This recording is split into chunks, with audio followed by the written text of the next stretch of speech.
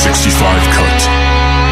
These are the meaningless ramblings of a Scottish we-done whore and a pissy ex-video store clerk. Their ongoing mission is to set right the movie wrongs. They're gonna need a bigger podcast.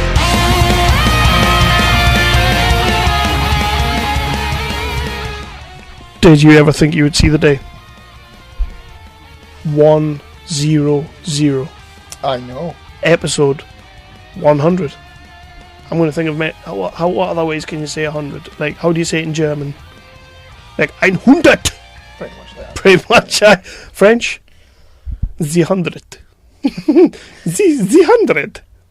No, That's German again. That was like Italian, wasn't it? It was like Mario. The 100. I'm gonna win.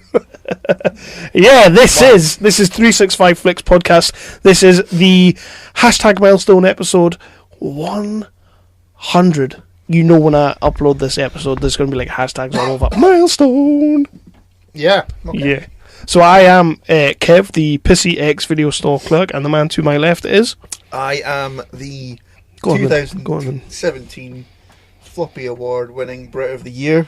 You are. Scottish reading whore, Chris. I'm starting to make my bones with that. I'm starting to Make your bones. I'm letting it go. Like I'm just going to live with it. I got Jude, but I'm gonna. You did get Jude. I got totally Jude. I got absolutely Jude out of that trophy. That trophy should be mine. But we stop saying Jude, maybe.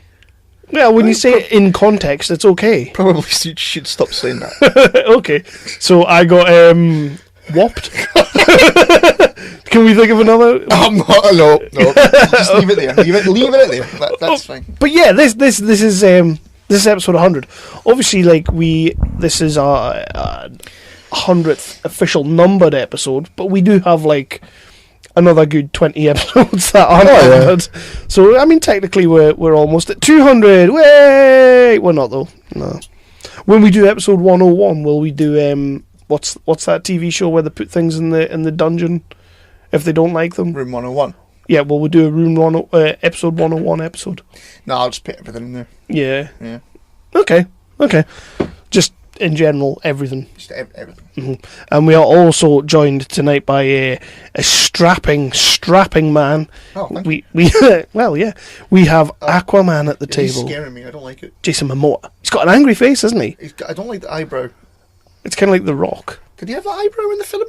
I think he did when he was going, alright. I've probably repressed all that shit. He's got a pretty big package, though. Like, for a toy. And it's right in my eyeline as well. For a toy, that is a big package.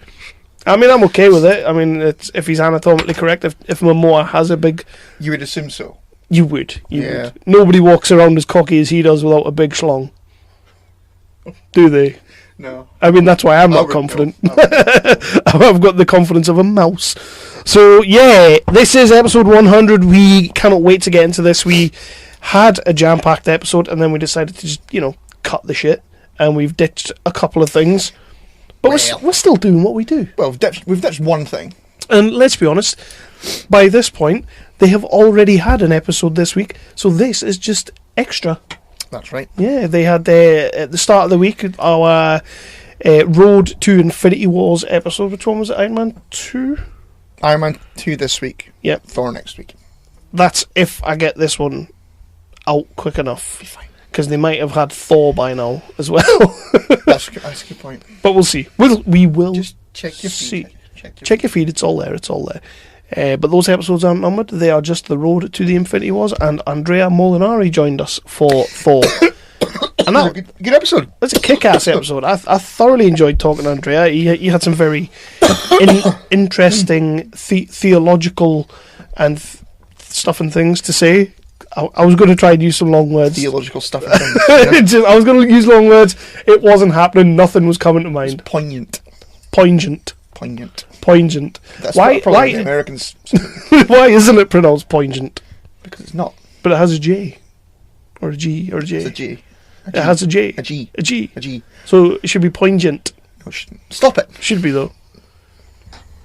No. No? You're not letting me have that one? No, move on. Okay.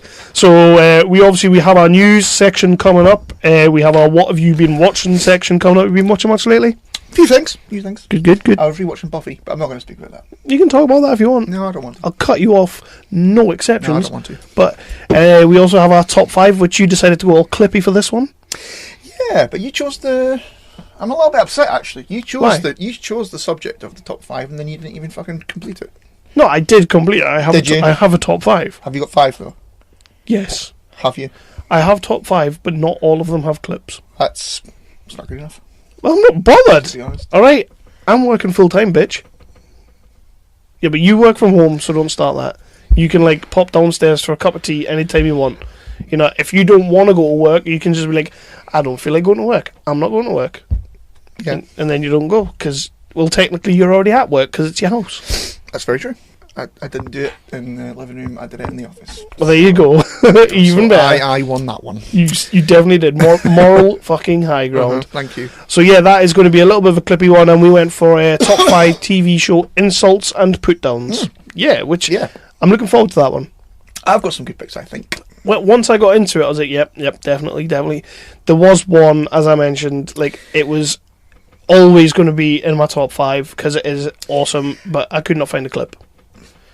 And the only clip that I could find, it was all like over the top. It was like, Yeah, stupid fucking YouTube. I had the same kind of thing, but for the life of me, I can't remember what it was. Well, but it was one that I wanted, but I couldn't find the bloody clip of it. I think when I say mine, because I'm giving it anyway without a clip. By the way, I did the homework. I've got clips for all mine, so I'm okay.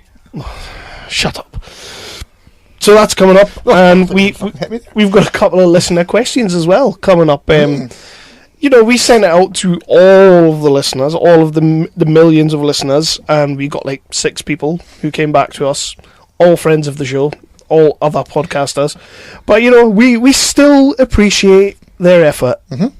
I'm not taking... Although one of them sent in a question. He's not a podcaster. Who's that? Rick. Titus. Oh, never Rick. I never even wrote that one down. That's fine, because it was shit. Shit questions. Rick couldn't even be a podcaster if he tried. Has he ever done a podcast? Well, he's done a podcast. I wouldn't call him a podcaster, though. Was he just like a guest, though, or was he a host? He was a host in inverted commas. In inverted commas. And I think technically he just turned up. Yeah. And then by the end of it, he wasn't even watching the wrestling, was he? Well, I can sympathise with that, because I've not watched it in weeks. I've been finding out what's been going on with by watching What Culture. I can't be arsed with it. Yeah. It's getting the network is getting cancelled after WrestleMania. I would cancel it as well. I've decided. Just do what I do and watch it in other ways. Yeah. Might do that. The network is available. Yeah, no. And other networks are available. Let's not get sued again. Shit. Well, we've already been sued tonight by the Jews. So what we're going to do is, before we move on, Chris, you've got a job to do. I will try. You will try. I will try. I want your most oomphiest promo. I'm not very oomphy tonight, but I will try. Yeah, I can see that. I can see that. You look like a wet fart, but thank you. I'm letting it go. I wasn't going to mention it. And also, my hair's a fucking mess. Yep. Yeah. Mm-hmm. I had a full-on chest infection last week, and I had an appointment to get my hair cut. Oh man! To get myself all, like World War I and that. Mm-hmm. Jarhead. Exactly as you do. But I couldn't stop coughing long enough to sit in a chair. So I had to cancel it, and I've not had the greatest of weeks this week, so I've not been arsed to make an appointment yet, so I look like a goddamn hippie. You do a little bit. Which is upsetting. You look like a tramp. But I'm kind of thinking that at this point, I may as well go for it and just see if I can do some Shawn Michaels here. Just go the full 9, get yourself on the meth, and get yourself on Boots' doorstep, and you'll be fine. And then speak to your Russian pal. Other pharmacies are available. Yeah. Yep. Mm-hmm. My Russian pal, he was not... he fucking scared the life out of me, that your man. Boy. I did love him, though. He genuinely... He was the same Russian as in Pinewoods. Pinewoods. No, it wasn't that. He I always used to enjoy when he came into the video shop, because you knew you were going to get a little story out of him, and it was never none of his KGB stories. That would have been awesome, but you knew when he came in he was going to tell you about his week, and when it was I went and played football, you knew that was code for I killed 6 Brits. Like football as in Danny Dyer football, not football as in Celtic. I was at the football factory. Yeah, I know you were, mate. Mm-hmm. But anyway, Aye. Chris. So, you, my friend. Yes. Have a jube. Yes. Hey, took our jibs. So have a look for the 365 Flicks podcast on the Facebook and on the Twitter. Just search for us and subscribe to us and follow us and share and all that kind of thing. You can also have a look for us on the iTunes, and don't forget to subscribe, and also don't forget to leave us a cheeky 5-star review. Yeah, we like them. Follow us on the Spotifys as well, because you can do that now and everything. And you can also find us on any other third-party podcasting app that you can find on your phone and whatnot. Have a look for us on the internet at www.365flixpodcast.co.uk. Where you can check out my awesome reviews. Exactly. I got another box cover.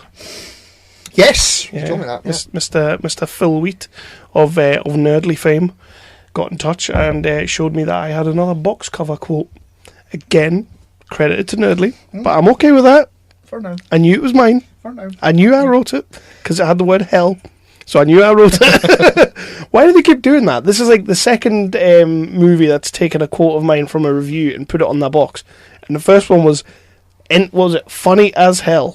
That was the first one. And to be fair, there was better quotes they could have used in that review, like she was being a total badass, or load of shenanigans going on. Shenanigans is a good word for a box cover. Exactly.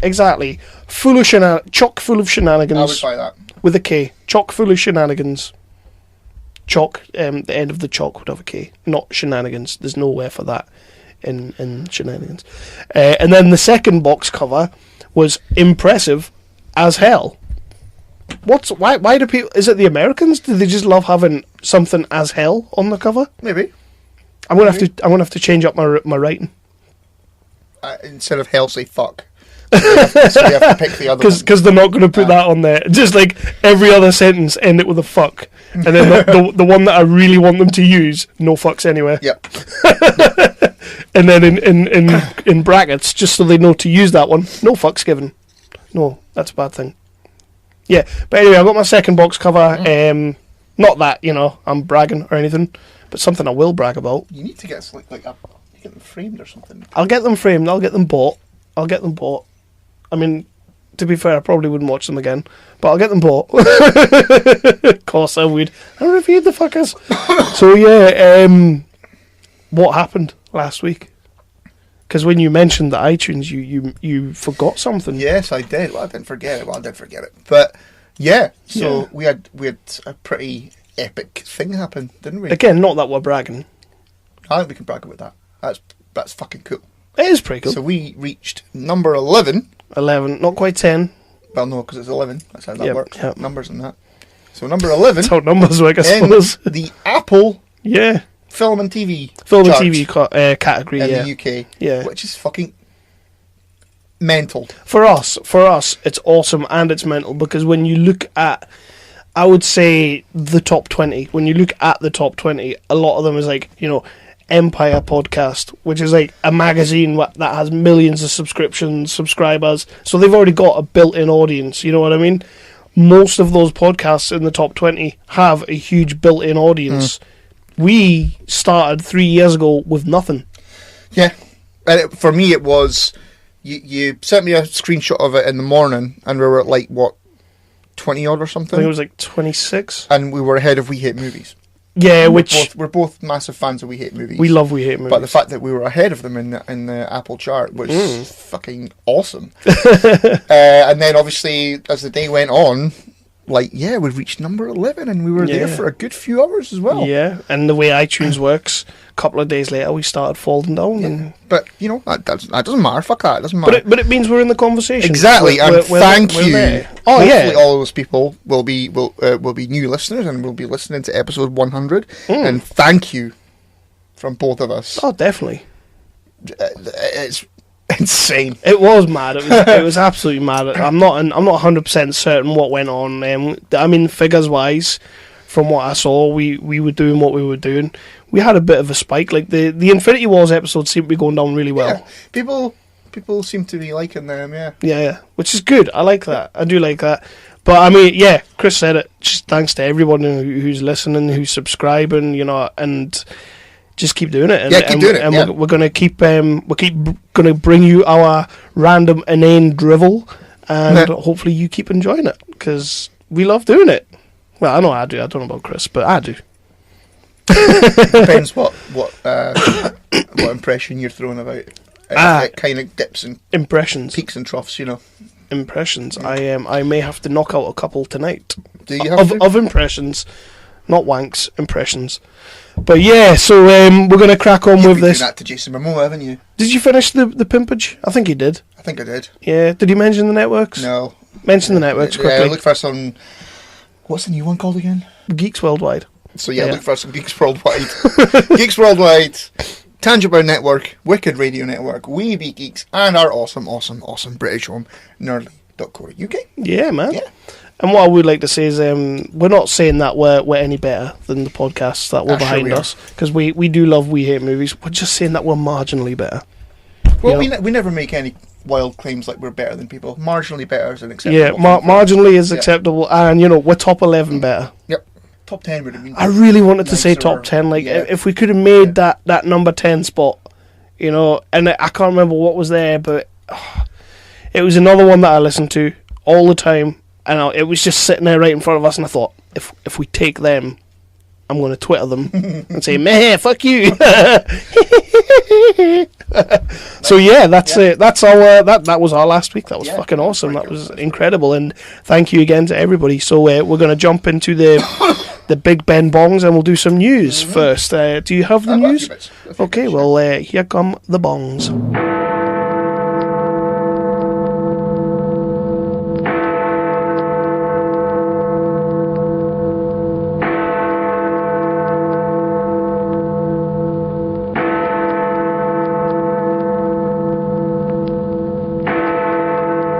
Here come the bongs, here come the bongs. Remember that song? Yep. It was on Doctor Who.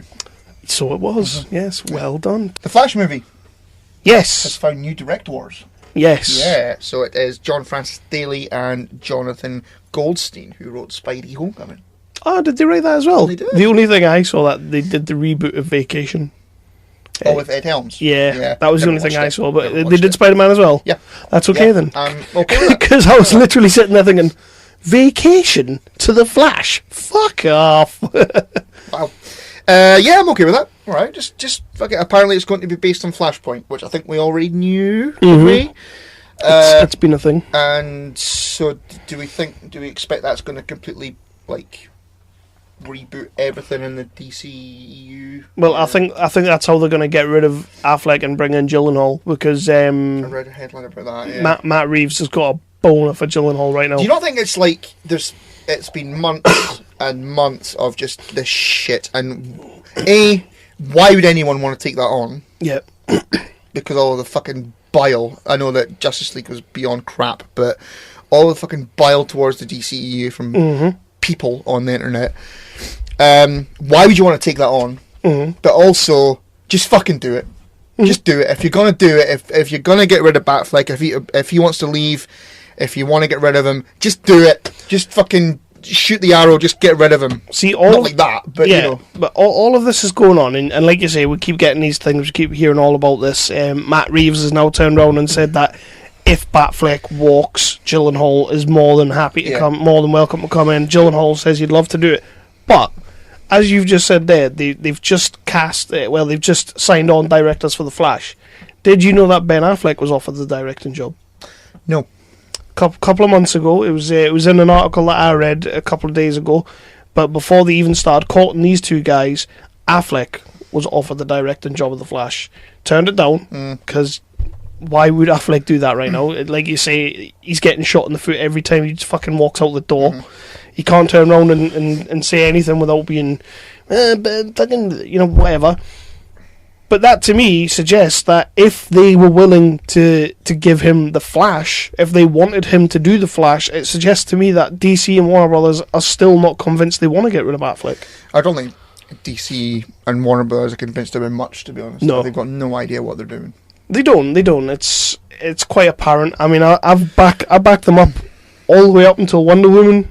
I've loved everything they've done. I know you didn't like Suicide Squad. I did like Suicide Squad, but Justice League for me is inexcusable. And well, it's been all over their internet that the only reason that it was rushed out they could have delayed it, and they could have worked on it's it 'cause and made it a the movie bonuses, instead of the fucking pile of crap that it was. But they wanted bonuses. Yeah. So people, greedy fucks, who I'm assuming didn't need the money. You know, they could. They're fucking big Warner Brothers executives. They don't need the money. You greedy motherless fucks. I like it. Is that your top 5 insults? No, that's just me. That's just That's me. just We can add that. But I'm glad that they're showing at least commitment, and they've brought in directors. I'm glad they've done that. I'm glad that they seem to be going ahead with this Flashpoint. I do think that is pretty much just the way that they can retcon things. Yeah. Which, fair dues, they've been getting slapped on the wrists like left, right and centre. But the thing about that is, if they do Flashpoint and change everything and then make an amazing movie, You know what's going to happen? people are going to complain. People are going to complain and Yeah. go, "We want Zack Snyder back." Yeah. Everybody's going to happen. complain. They're not going to like it anymore. They're going to be like, why did you have to change all your characters? Why not have faith in your actors? Why not have faith in your vision? That's what they'll do. And they are the same assholes who wanted that. But that's just the world the way it is now. There you go. We just There have you to go. live in this world, you know. Trump's America.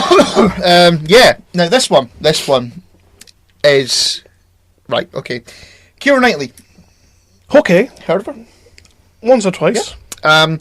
She has said, and this is a quote. This is not a sources say. She has actually said these words, that she doesn't do movies set in modern times. She prefers to do movies set in, oldie worldy shit, and that guy fucking Pride and Prejudice or whatever. Okay. Because movies set in modern times, the female nearly always gets raped. Wow. She said it. That's a quote. That is a quote. Nearly And it was always. on several different websites this afternoon. Fucking Huffington Post had it. Yeah. Digital Spy had it. I think Den and Geek had it as well. The female character nearly always gets raped. What kind of fucked up scripts has this woman been getting sent? Is that what it is? The actual script? Is it films that she's watching She or said- scripts she's getting sent? I'm assuming it's scripts she's getting sent.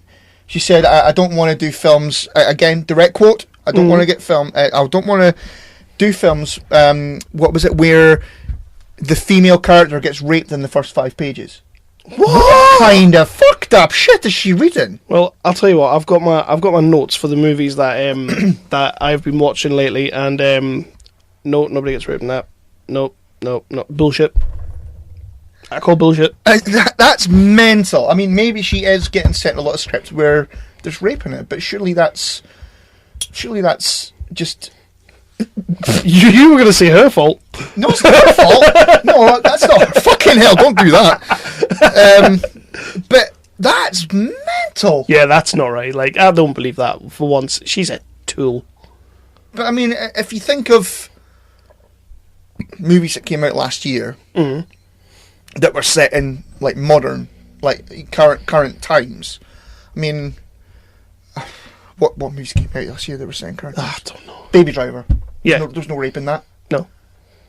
There probably was backstage. What? Edgar Wright raped me with his fucking musical soundtrack choice. Oh, you bastard! What? That was a spacey joke. I know, right? Took a second there though. I just slid it in there. What? Called you. Get Out. Why? There's no rape in that. I was going to say we were recording an episode. What do you want me to get out for? You know what? I actually forgot about that film. I see a lot of people putting that as like the top film of last year. Yeah. A lot of people saying it's the top film of all time. It is The top film of all Gump. time, my arse. It's crap. It had me until the third act, and then it's like, this is bollocks. Why are you doing that for? It had me until there you go. the third minute. So yeah, I don't know what Keira Knightley's going on about there. I mean, if she's only been sent scripts that have rape in it, then she surely has to have a word with her agent, maybe. Yeah. Like screen the shit. Yeah. Does he not like? Script. Does he not like flick through it and you go, oh, there's a rape scene. Kira, read this. Put that in the rape pile. Kira. Oh no. Oh no. This is why we're no longer number 11. Good news. Good news. Sister's getting a revival. Oh, okay. I'm happy with that. With 2 white girls. No. No, they're both blokes. They're both No, stop that. Don't even start, because I fully believed you for a second. No, it's Tia and Tamara still, and it's like... Oh, there's the two girls, the same ones. Oh, yay! Yeah, and the mother and I think the dad are coming back to it. Yay! So, what about Roger? I don't know. Roger has to not come dead? back. No, Roger's not dead. Marcus Houston, he was in something like a year ago. Right. Like, he played a tiny little cameo. I think his career's dead, but you know, that's what happens. Yeah, I'm happy with that. I'd be happy with that. You I'd see, give that a watch. Fucking, what's it called? Sabrina's getting a Netflix show. That's stupid. But it's the daughter from Mad Men who's playing her. Huh? You know, Don Draper's eldest daughter. Right.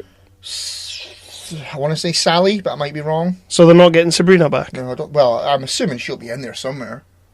Right. But yeah, she's playing Sabrina, which is. But they could have done Sabrina the middle-aged witch. I'd watch that.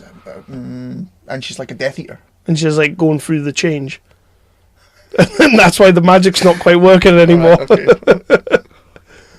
Fuck me. John Wick TV show. Yeah, I saw this. Yeah, and it's going to be called The Continental, which is cute.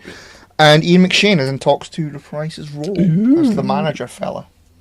What's the Continental? Is that the name of the That's hotel? the hotel. That's a good idea, actually. I like that. I thought when you said the Continental, it was going to be like a globe-trotting type TV show. It was just going to go everywhere. Oh, you meant like as in continents? Aye. But the Continental, as in the hotel, that's cool. I'd definitely watch that. And if Ian McShane was like the main character, but not the main character, that would be cool. Like Swidgen. Yeah. Because technically, Timothy Olyphant was the main character. Technically. But Swidgen is who we wanted to see. Yeah. Yeah, I'm good with that. I'm definitely good with that. Fuck out of that. Bit of Crown news for you? Crown. The Crown? The Crown. The Crown? Oh, the thing with Matt Baker's ass. Is it Matt Baker's? Baker? No, not Matt Baker. Matt Smith's ass. Who the fuck is Matt Baker? I don't know. You thinking of Tom Baker? Tom Baker. Who's No, Tom Baker? It's a doctor from back in the day. Okay. Right. Yeah. At least I was right on the right tracks with the Doctor. Yep. Well, you know, Olivia Colman's going to be playing the Queen. Right. Yeah, I saw that. Yeah. So good choice. Yes, but another good choice is Helena Bonham Carter is in talks. I believe it's advanced talks to play her sister, Princess Margaret. Ooh, I like anything with Helena. Helena's cool. That's a good casting choice. Do you think so? Yeah. I don't know much about the royals or anything like that, so I'll just agree with you. Yeah. Well, but I think if Helena Bonham Carter and Olivia Colman, that's going to be like, that's going to be good. Yeah. Going to be some good good they tuning haven't scenery cast there. Prince Philip yet, but I think it should be Arnie. Stephen Graham. Which one's Prince Philip? Prince Philip. Is he the Raj one that gets in trouble all the time? Tom Baker. Yeah. No, but that is Prince That's Philip, isn't the it? Queen's husband. He makes all the videos and gets people in trouble, and Videos. he's always saying shit that he really shouldn't say, He's like been- about the Jews and stuff. Yeah, but anything. There was a moment in season 1 of it. Lindsay watched it, didn't she? I think so. Aye, where they're going to meet some like African tribe because they were owned by the British back then. Yeah. And he goes to like the chief of the tribe, like or the king of the tribe or whatever. That's a really cool hat. I'm not. All right, okay. It's on the show, you tit. It's a really cool hat, and somebody, I think it's the Queen, actually whispers in his ear, "That's his crown, Philip." Sweet. Yeah. So there you go. That's a Black Widow movie. Yeah. Yeah. It's an early development. Mm-hmm. They have hired a screenwriter. Mm-hmm. I'm going to maybe pronounce his name wrong. Jack Schaefer, Okay. who is currently writing Nasty Women, Okay. which is a remake of Dirty Rotten Scoundrels. Okay. Yeah, give What a him, shit name. give him that. Nasty Women. That's a really shit name. Could it be like Dirty Filthy Whole Bags or something? So Dirty Hooers. 3 dirty whoas. I've got that video. What? Michael J. Fox Yeah, is going to be in Designated Survivor Season 2. that's the Kiefer thing. Yep. Oh, It's that's damn good. It's how's that going to work? Is he not? Like, is he not? Parkinson's, Is he not still is that- shaky and stuff? well, he's got the Parkinson's, so I'm assuming so. But I thought that's He's why. still been doing acting roles. Is he? Yeah. I know he was in Scrubs, But That was ages ago. Oh, that was ages ago. But they made the character. They made the Parkinson's part of the character. So they might do the same. They might do the same. He's going to have a 5-episode arc. Right. With it. I'm okay with that. I'm okay with that. You know what? Season 2 of it is fucking great. I've not watched it. Lindsay's still watching it. She's loving it. It's on a break at the moment. I think it's back in March. But yeah, I'm absolutely bloody loving it. Yeah. It took me a while to get into season 2, but because other things kept on bloody showing up on Netflix and that. But yeah, I'm good with that. Mm-hmm. Good with that. Yeah. Now, Lindsay Lohan is campaigning. Oh, I saw for this. the role of Batgirl. I saw this and I thought, I'm not reading that. What do you think? You know what? I'm a supporter of Lindsay Lohan. If you look at a photo of Barbara Gordon, Yeah. like no, don't worry about Batgirl. But if you look at a photo of Barbara Gordon, she does look quite a lot like her. Okay. I was still kind of hoping it was going to be Rosario Dawson. Jenna Malone from who was in Batman vs Superman for like all of 2 seconds, but they deleted that scene. I was hoping it was going to be her. What about Donna from Suits? Nah, No, she's too old. She's like an old woman. she's not an old woman. She's still Donna, but she's an old woman. She's not an old woman. You would though, wouldn't you? She's sexist. Donna's like, All right, steady on. Is it that you've gone too far now. You've mentioned Donna. Let's not put you off. Saudi Arabia has That always puts me off. They have had their first film screening, their first public film screening, Right. in 35 years. Oh, of what? Is that why you're laughing? Justice League. Guess what movie? Justice Guess what movie? The Saudi Arabians, after 35 years of no public film screenings allowed, Right. I'm assuming it was illegal and you probably got your cock shot off or something. Right. No public film screens for 35 fucking years. The first film that they decided to show publicly was Is it a new film? relatively new. You've reviewed it. I've reviewed it. The Emoji Movie. Oh, you're joking. I am not joking. Oh, you're joking, you poor bastards. You think I'm fucking with you? Oh, I am not no. Why would they do that? So another 35 years before they have another film screening in Saudi Arabia, you would assume. Yeah, they'll probably Why vote. would you do that? That's mental. They'll probably vote for that shit. They'll want another film screening. There's a few decent films that have come out in the last 35 years that you could show One or instead two. of the fucking Emoji Movie. Jesus Christ. They would have been better off with Justice League. Well, Or The Last Jedi. Whatever. steady on. I know. We've all had a blackcurrant juice. It is slim pickings. That's mental.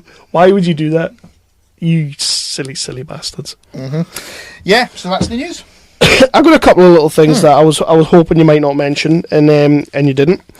A couple of episodes ago, we were talking about Mr. Tarantino and his Manson movie. Yeah. And how he wants DiCaprio to play Manson. There is another Charles Manson movie on the go. It's coming from the team that brought us American Psycho. Okay. The Christian Bale movie. So they've got together and they have decided they're going to do a Manson movie, and it's based on one of the best sellers, The Family. So I think it's like... I'm assuming it's not the De Niro, Michelle Pfeiffer film. No. That's fine. That's not that. No. But you might be interested in who they are chasing down and who is in final talks to play Charles Manson. Who? Matt Smith. Huh. I know. Okay. I know. Like, Fair play. Good on him. I was kind of like sat there and I was like, seems a bit left field, but I don't know. Have we heard him do an American accent or anything? Well, he did one on Terminator Genesis, but we didn't really hear it because okay. he just kind of popped on screen, popped off, and fucked off. He probably has done an American accent. Yeah, fucking, he's a talented actor. He's a very, very talented actor, so I'm good with that. But why two Manson movies at the same time? Because you would assume that if Tarantino goes ahead with his Caprio one, you'd assume these two movies are going to kind of come out. But I mean, that's been happening for years. Yeah, of course it has. They always do that. They won't be coming out within like 6 months of each other. You would assume it'll be like maybe a year apart or something. So it'll be like Matrix think of, Revolutions, like, Matrix. Bloody The Jungle Book. You got the John Favreau one, and Andy Serkis is about to bring one out. Yeah. in Now in a Minute. I don't know when it's coming out, but same thing. No, Armageddon and Deep Impact. Now in a Minute, apparently. But I know that like, they go with the trend, don't they? Yeah. Like it's like whenever there's a cowboy movie comes out, there's like 2 or 3 Yeah. other cowboy movies comes out. Whenever Yeah. there's like a world-ending, blowy uppy shit.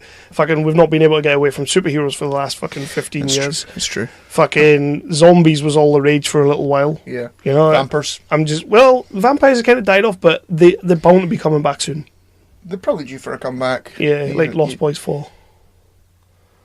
I'd watch that. I watch Was it Lost it. Boys 3? Oh yeah. Is it? Alright. Oh yeah. Mm. Awesomes. Okay. Yeah, so that was that.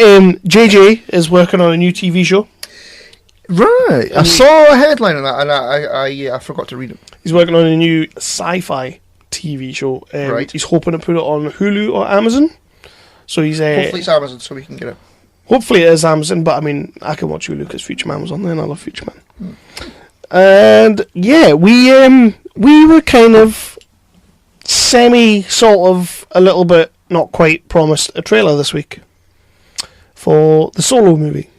All right. Now this movie's 4 months out, and we still have yet to see anything. And I'm not complaining about this. It's not exactly news. I'm not complaining. I just wanted to hear your opinion on this. Like, do you have an opinion on this? Like, is there a reason? Because they brought this movie forward. Mm. Is there a reason why there hasn't been a trailer? Or like, what are you? Because I'm a little bit confused about this. I mean, I keep seeing people saying, why we're not getting a trailer? Why have we not seen a trailer? And then there's other people saying, well, there's no fucking point giving us a trailer now because the movie's out in 4 months. Well, But this is strange, you right? have to do a trailer, but what kind of annoys me, or one of the many things, What grinds your gears? yeah, but what kind of annoys me is, I don't know whether you know it or not, movie fans, but they don't have to bring out a trailer a year and a half before the movie comes out if they don't fucking want to. No, I know. I know it's 4 months and you know it is irregular, Yeah, but you don't have to bring a trailer out 18 months before the movie's due to come out if you don't fucking want to. especially. So, it's been a troubled shoot. Oh yeah, we know that, we get that. I mean, people will see it. It's Star Wars. People will be seeing it. Of course they will. It's very irregular that 4 months out we've not had a trailer, but I mean, it's probably just they want to polish it and make sure it's as good as it possibly can be, or maybe they're scared of the backlash that the trailer's going to, But why because of internet people. Why would you be scared of backlash, though? I mean, it's a strange one, this now, and I know what you're saying, because I've seen a lot of people saying that if you release a trailer now, people are going to get up in arms and they're going to tear the movie apart before it's even come out and all that, because that's what people do. And given the troubled, production, they had the directors, they got rid of the directors, they outright said they didn't like their main star, Was that a direct quote, or was it sort of? Some executive basically said, "Yeah, we don't like him.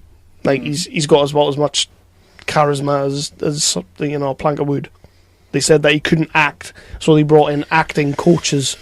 But why fucking hire him in the first place? We've already dealt with that. But why fucking hire him?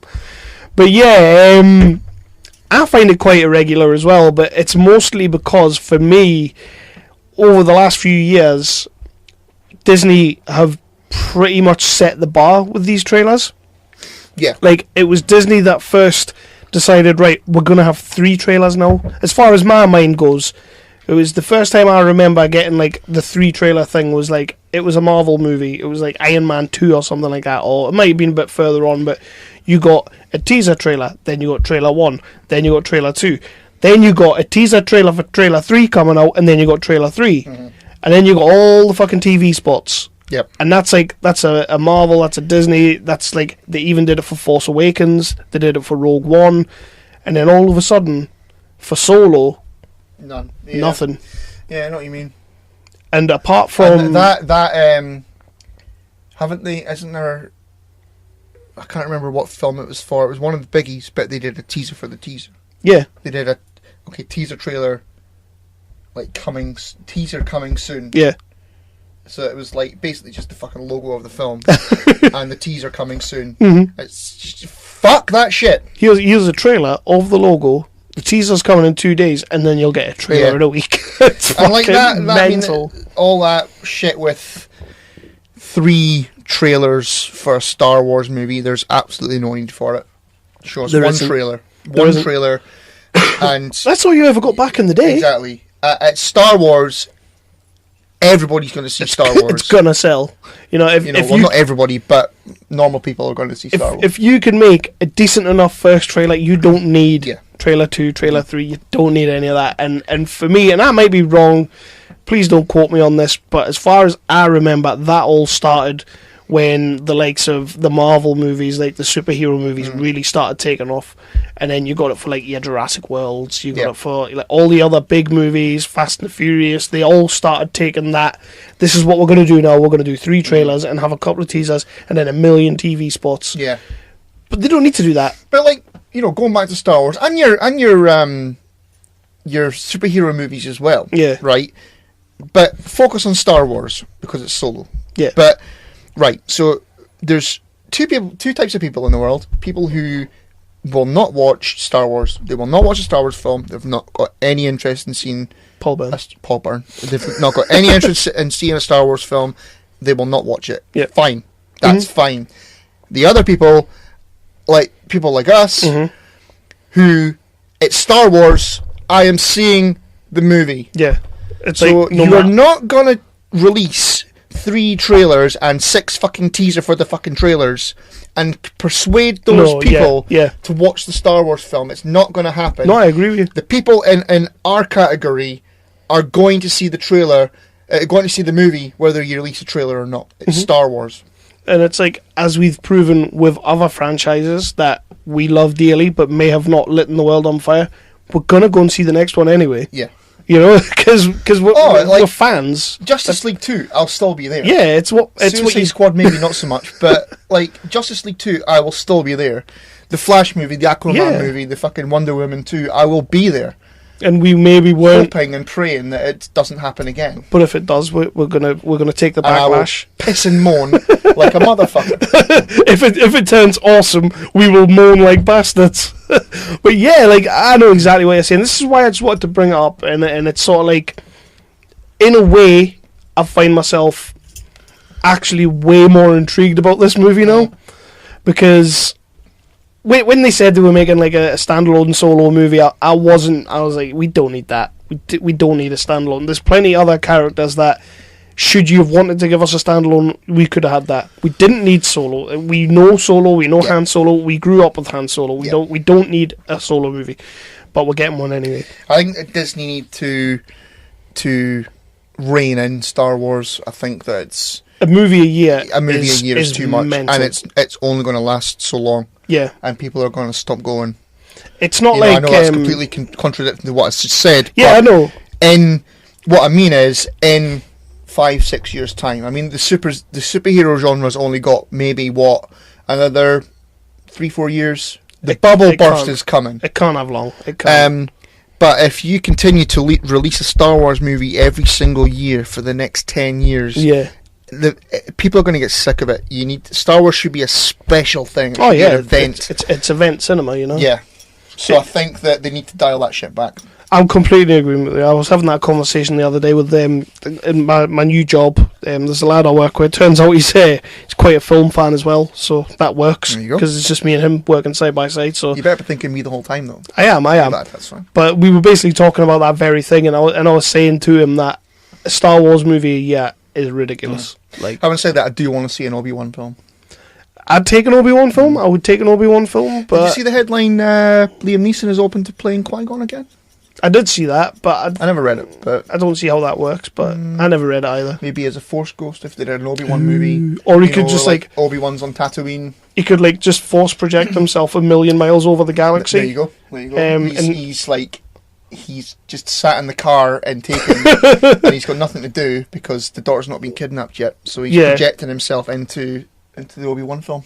That would be Makes awesome. sense to me. That would be Makes awesome sense, if he turned up on that salt planet and he was like, "I told you I'd find you, and I will kill you." That would have been, way more believable than what fucking Luke did. Oh, yeah. But yeah, that is the end of the news section. So what would you like to go on next? Well, we talk about what we've been watching. I'll tell you what, let's do listener questions and then we'll go into the what have you been watching. Let's spread this shit out a little bit. Chew bubblegum and kick ass.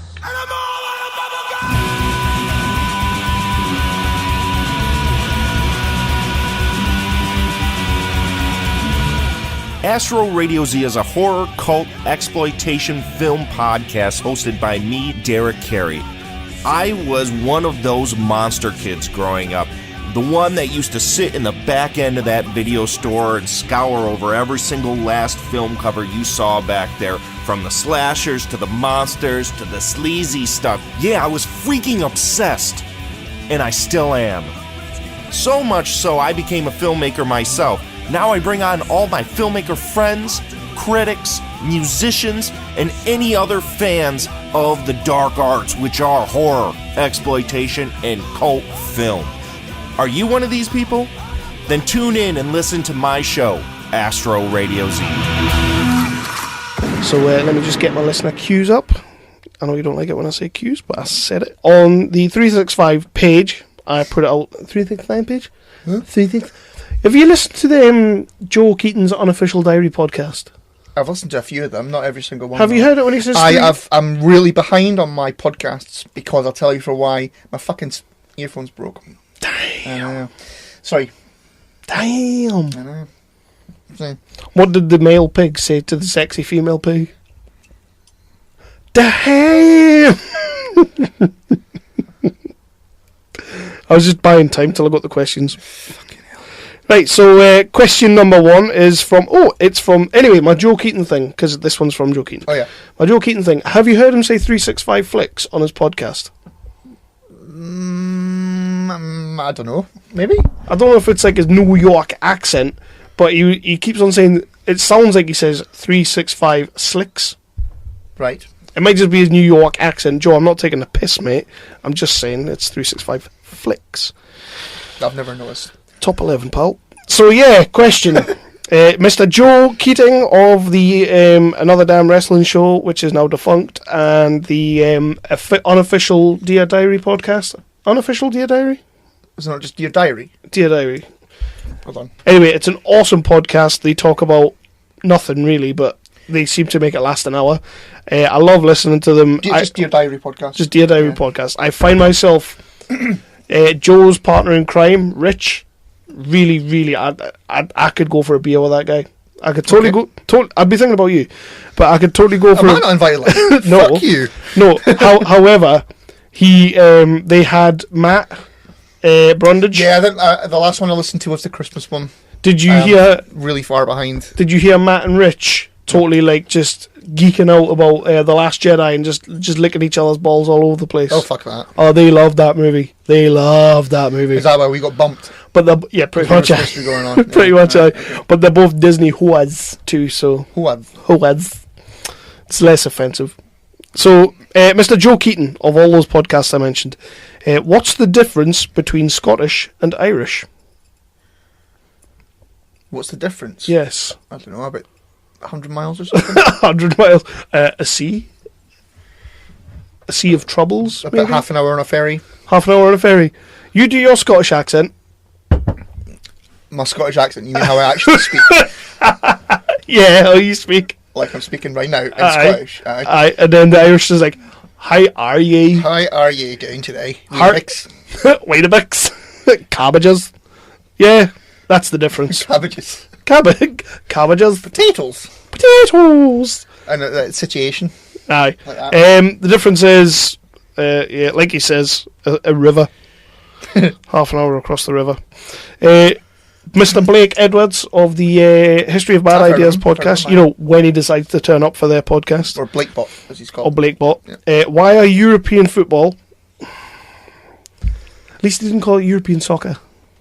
No, he doesn't call it European. He calls it European football, doesn't he? Mm-hmm. Asshole. Why are European football games satisfied with 0-0 ties? Because sometimes that's all there is. Yeah. And it's a point. You get a point for that. You get a point for that. Well done. So you might as well take a point. If you Tell you can't. what, I was out in between Christmas and New Year. I was out watching the Celtic Rangers, and Celtic. I'm a Celtic fan, as you know, and Celtic were playing like absolute fucking garbage. Yeah. And we should have given them a damn good raping, and it ended up 0-0. And I was damn thankful for it Kira wouldn't have been happy about that. because there were who? Kira Knightley. Oh, yeah. Call back. There was a bunch of Rangers fans behind us. No, it was fine. Nothing happened or anything. They were fine. But yeah, and like they were in shock that we weren't winning like a bastard. Yeah. And I was in shock that we weren't winning like a bastard. Yeah. And so by the time 90 minutes came round, I was just like, just fucking blow the whistle. Give us a point. We'll take a point. Question. If, like, obviously you get heated. Rangers versus Glasgow is a heated game. There's a lot of history there. I mean, technically one of them's a brand new football team. But, you know, there's a lot of history there, apparently. If there is a bunch of Rangers fans standing behind you and you do start thrashing them, how does one react? Just act like normal. Like, go, oh, get in there, kill that cunt, and that. No, I'm not the type of football fan that will go. But do you not like turn on and go, get it up, yous? Oh no, never that. Huh? Unless I know the person, I'm not doing. All that right, shit. okay. Yeah, I'm Why not. no? If like I know some Rangers fans, and if I was in the pub with them, and I knew that they weren't going to react like a bastard, Yeah. and you know stab me in the neck or something, then I would do that. But I would have to know the person that I was taking the piss out of. Okay. Yeah. Unless I'd had a lot to drink. Mr. Joe Keating of that couple of podcasts as well. I'll read this in the way he says it, which really pisses me off when he does, but you know, whatever. Is Grado the best wrestler to come from that side of the pond? Now, he is called Grado, but he does call him Grado. He does call him Grado. Does And he really call him Grado? All the time. Fuck's sake. I think it's to piss you off. So, is Grado the best wrestler to come from that side of the pond? So, the best British wrestler, is he? Best British wrestler. You know you're wrestling more than me. At the moment, I would say Pete Dunne is the best British Yeah. wrestler. Yeah. Although I do like his pal with the moustache. Trent Bob. Trent Seven. Yeah. I'm not as keen on him, but I think Pete Dunne is amazing. I think Tyler Bate is amazing as well. I don't really know a lot of the indie fellas. Not really, apart from Ricochet. Oh wait, that's a match, not a match. Yeah, that's a match. Bygones. Apparently they're bringing that match to the WWE. Yeah, according to Kev Wright. apparently, yeah, they've signed that match. It's a new type of match. It's going to be on NXT every week. Sweet. Ricochet match every week. Happy days. Yeah, I don't really know a lot of the guys on the indie in the indie companies. Not really. Yeah. I know a couple of them.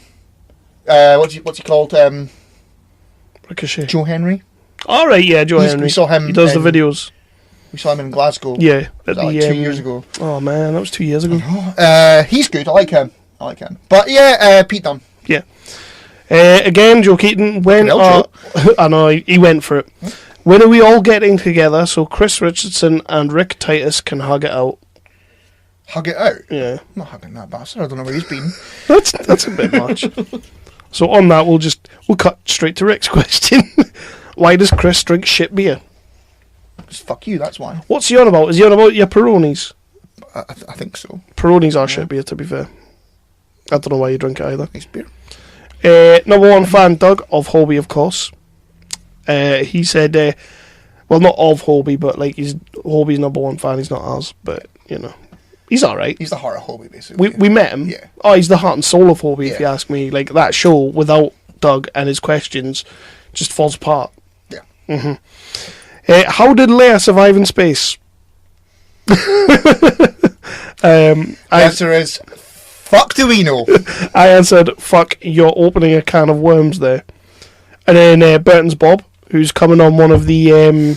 he's coming on for Guardians of the Galaxy, of the Road to Infinity Wars. So That's going to be a complete fucking piping hot mess. Yep. Aye. I think... We have to do that in person. We can't do that shit over Skype. Yeah, I have a feeling that Bob thinks we're professional as fuck, though. Because But he's listening to the podcast, isn't he? I would hope so, but like I have a feeling that he thinks it's muckle professional because It's muckle professional. aye, Right. huge. But he messaged us the other day, basically saying, "Can you give me like you know, Can you give me notice? can you give me notice I saw beforehand? that, yeah. Because I'm going to have to take a day off work." And I'm thinking, why are you going to have to take I don't time know off what work? yeah, well, like before we do the Guardians one. Yeah, Okay. unless we're watching it with him first. I don't know. I just think he thinks it's a little bit more professional than it actually I is. wouldn't worry about that. And I know we downplay our professionalism, but come on, that's a bit much. We don't need to be making like Google Calendar and all that. So yeah, he said anyway. He said because Paul Daniels is her dad. She knows magic. That was tangent. But when I was looking at stuff for the top 5, Yeah. right, there was a Mrs. Merton one. Did you ever? Oh, watch I Mrs. Merton? saw that. Aye. And it was Debbie McGee. And so she goes, so Debbie McGee, what was it that first attracted you to the millionaire Paul Daniels? Yeah, sorry, on you go. Number one fan, Doug, again, is very much trying to cause controversy here with a face-off. Because you know they do that and then take his face off. All right. And then we get Jason's amazing impressions. Face-off, 365 versus HOBI. Right. What are the rules? We who's better? Oh, us. Well, I boiled this down to a couple of things when I was thinking about it, because you can't just throw a name out there, of your favorite podcast. So I thought, right, you've got to give it credence to the argument. So I thought, right, they've done a hell of a lot of episodes, right, and we're behind them on the episodes, but I feel we get more credit in that respect, like A, because it's quality and not quantity. Absolutely. And B, because we tend to be on every episode we've ever done. Yeah. Yeah, and let's be honest, those three guys haven't been on every episode they've ever done. Like, there's usually one of them, like, Jeff was off for 2 weeks with furry rabies, Blake's always off, like, fighting for his country, which, fair play. Fair play. But you don't ditch your podcast for that. And Jason Jason's not too bad. Jason tends to be on most, but when they talk Game of Thrones, he fucks off. Yeah, I don't blame him for that. He's not Yeah. a Game of Thrones man, so I'll let him off for that one. So I would say, in terms of commitment, that's 1-0 to us. The second category was like you need to basically have credentials. So I thought, who out of the two podcasts has been like in the top 20 on iTunes? Good one. So Good one. yeah, as far as I know, and I might be wrong, I think they do well on Stitcher. But as far as I know, and I could be wrong. But is it Apple? No, Then they've not broke the doesn't count. they've not, and and obviously we have, Yep. as we Yep. talked about. Yep. So I think the answer is us. Let me just make a note. So that's 2-0 to us. 365. Yep. HOBI. So 2. Right. Mm-hmm. Just want to make sure we're getting the same score here. Right. Okay. Continue. What, in case I had scores? No. No, that was I was making a reference to fucking Social Network, but it doesn't matter. okay. Okay. I fucked it up. Well, It doesn't matter. that's It all. doesn't That's all I had anyway. matter. That was my two. So you were done. That was my two categories, and yeah, like, and I think also you could go with like who's had who on their show the most. And also, who's the most committed? Yep. Flew 100,000 miles to meet them. 10,000 miles. What have they ever done for us? I mean, 10 hours to listen to his fucking Pickle Rick. to be fair, I'm going to give us a point for that, right? And then on your little scoreboard here, we'll add Jeff, Yes. and we'll give Jeff half a point. Yeah. Yeah. Yeah. So, yeah. so currently it's 365-3, HOBI 0, Jeff half. Yeah, I think that's fair. That's fair. And will we give Blake like a quarter for fighting for his country? Didn't fight for our country. Ah, fucking me, gets nothing. So that's those questions. So we will move on to. I had a couple There are of more. yeah. Blimey. I know, right? This is mad. This because we're in the top 11. You know, I'll keep like referring to it as top 11 because top 20 sounds crap. But yeah, so we got a couple on the tweeters. We had Rug Boy lives at Really Rug Boy. Damn. Yeah, I know. My question is, would you rather have Imran's sharp wit or Anthony's abs? I'll go for wit. I'd go for Wit Abs are too. overrated. It's too much effort. The thing is, like, Apparently. when you go out with like a sense of humour, like pretty much all women like a sense of humour. Not all women like abs. And my wife, she doesn't like abs, which is why she's with me. You know, because I've got the Phil Jupiter's belly. I've not got the Chris Pratt abs. Americans probably won't know who Phil Jupiter is. No. Who can we say? Who's fat in America? Kevin James? I've got the Kevin James keg. Home video hustle, motherfucking hustle. They say that on their show. I know. How pissed would you have to be to sit through Cannibal Holocaust from start to finish? I've never Now, heard of it, so I'll tell you what I'm going to do. I'm going to add another category here. Hustle, motherfucking hustle. Home video hustle. For using pissed in their tweet. We did spend a little bit of time explaining this. Yeah, and now it's part of the vocabulary. I like that. And I don't know if they just use it for us, because I'm assuming like if they said it to like their American friends and they were like, "Oh man, I'm gonna get pissed," it'd be like, "What you gonna get angry for? What you getting angry for? Man, I'm getting pissed drunk." Yeah, That's how that conversation goes in my head. So they are getting half a point for using the term pissed. Hobie and Jason are doing really bad here. So how pissed would you have to be to sit through Cannibal Holocaust, start to finish? Cannibal Holocaust is like really bad, like old sort of B movie. It was they kind of, when it first came out, I'm sure it came out in like the 70s. Right. It was kind of like the first sort of found footage thing. Okay. Like before found footage was a thing. It wasn't really found footage, but that's the way it played. It's very, very like over the top gorific. Okay. And it's not a good film. I've only ever seen it once. I've seen it all the way through once, and I'll probably never ever watch it again, because it's not worthy of a second watch. So my answer would be you'd have to be very pissed. I'll go with your answer. But Yeah. it's still probably going to be better than Saving Christmas Yeah. No. and Justice League. No, Saving Christmas is cool. No. So Briggs. Jason Briggs Brigger. Mhm. When will you fire Chris and add me as a co-host? So that's Jason on -5. He's not doing well. Fuck you, Jason. I did say the Impressionist podcast. That would be interesting. Me and Jason were supposed to be doing a wrestling podcast. Was you? Yeah. Oh, didn't know It was about that. Blake's idea. So we'll just take points off. We'll put a new category in there, Chris, for being a whore bastard. -5. Yeah. Being a whore bastard. And Nice. Andrea did say, poor Chris, he is unappreciated. Thank you. Yeah. I am. But I did say Chris knows he's the linchpin. Because at that point, right, in my defence for being a Mucklesookie bastard, at that point they were tagging you, and I didn't realise you deactivated your Facebook, so I thought I've not deactivated. I just deleted it off my phone. I better make out Was like, this on the Facebooks? Was yeah, it? I thought I better make out like I'm defending him. So I said you were the linchpin. Alright. You know you're not, right? Yeah. So Mr. Blake Edwards again says, when will Scarlett and Ruby guest host for Hobie? And of course I said, surefire way to break into the top 20. Not that I'm milking that. And then Jeff, this is the last one, you'll be happy to hear. Jeff chimed in with, why do you like bad movies and can't appreciate good movies? It's all relative. Yeah, so exactly, which is exactly what my response basically was. Why do you only like good movies and can't appreciate bad movies? Yeah. You know what else is pissing me off? Go on then. You know when you write something on Facebook about The Last Jedi or about any movie that you don't like, and somebody writes, that's amazing, every word in that sentence was wrong.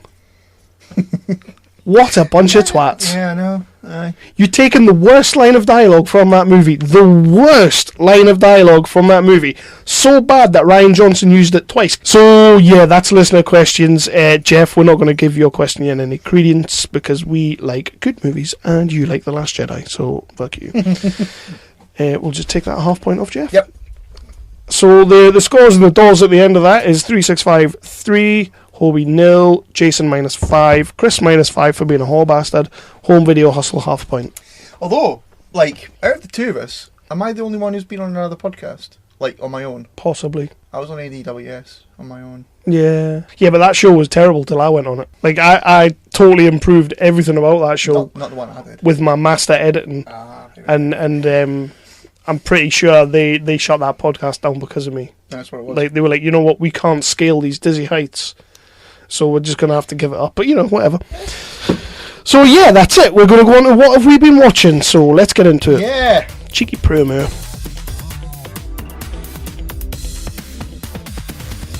Coming to you live from a dimension where Rick and Morty podcasts are in fact a thing.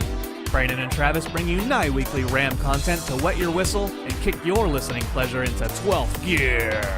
Check out Interdimensional RSS, the unofficial Rick and Morty podcast, everywhere podcasts are sold.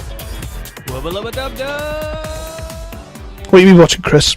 Well, first up, I read a graphic novel.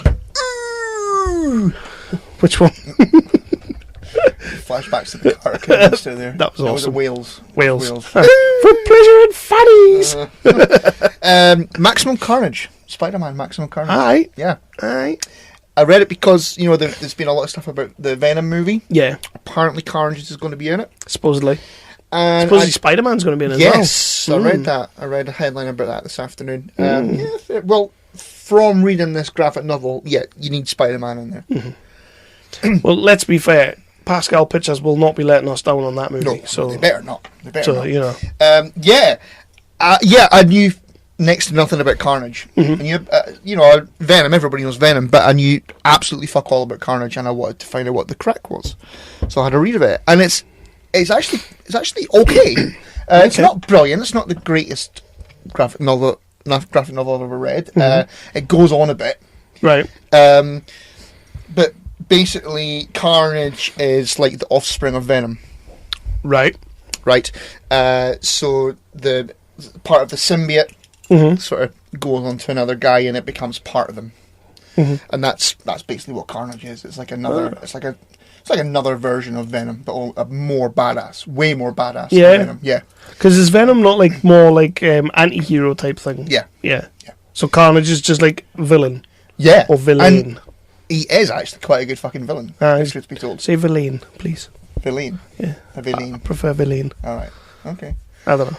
All right. As it's episode 100, he's a good villain. Exactly. Yeah. You're welcome. Respect the 100. It's good. It was a good read. It went on a bit towards the end. Just, it was like just end the story now. Really, to be honest.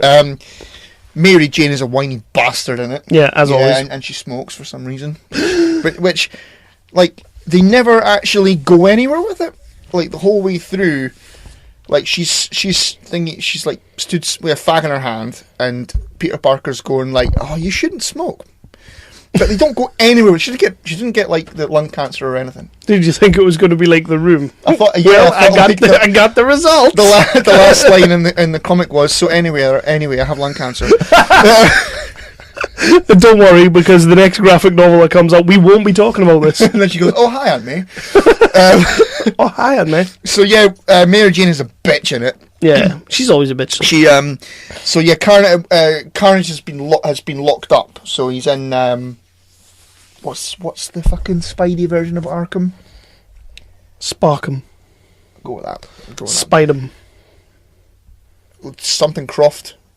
Lara. No. Oh, shut up. So at the start of the story, the guy whose name I've completely fucking forgotten, who is Carnage, has been locked up in Sparkham. Fake Sparkham. And that's going to be a thing. Yeah, so he's been locked up, and obviously he escapes. Sparkham. So he escapes Sparkham, and he starts fucking tearing apart the city. What's wrong with you? Oh, I've not had enough drink for this. And he also breaks out another villain from Sparkham. She's called Shriek. Ooh. She's kind of basically the thing from Arrow, the canary. Yeah, kind of like that. Sort of. Canary. Except she can do stuff with her hands and shit, stuff and things. But she's pretty badass as well. She's good with her hands. So they start tearing up New York. No, York. And all that. Peter Parker has kind of he's told MJ that he's going to quit being He's going Spider-Man. to take time off being Spider-Man. But then they escape from Sparkham and fucking and is that joke done now? Yeah, it's done. Okay. And so he goes, well, I need to go and do this. And she's like, India, you mustn't do that because you promised me that you take time off being Spider-Man. And so she gets pissy because he's away being Spider-Man and saving New York and all that. So she's a complete bitch, isn't it? Yeah. And she didn't get lung cancer. Not that you know of. I got the results. Maybe. But yeah, he's Carnage is fucking kicking Spidey's ass in it. Yeah. Really fucking good. Yeah. I've got hopes for. So is that going to be that? You said that's going to be in Venom, or it's rumored to be in Venom? Rumored to be, yeah. But if it is, and they do it right, it could be good. Yeah. Could be good. Excellent. Yeah.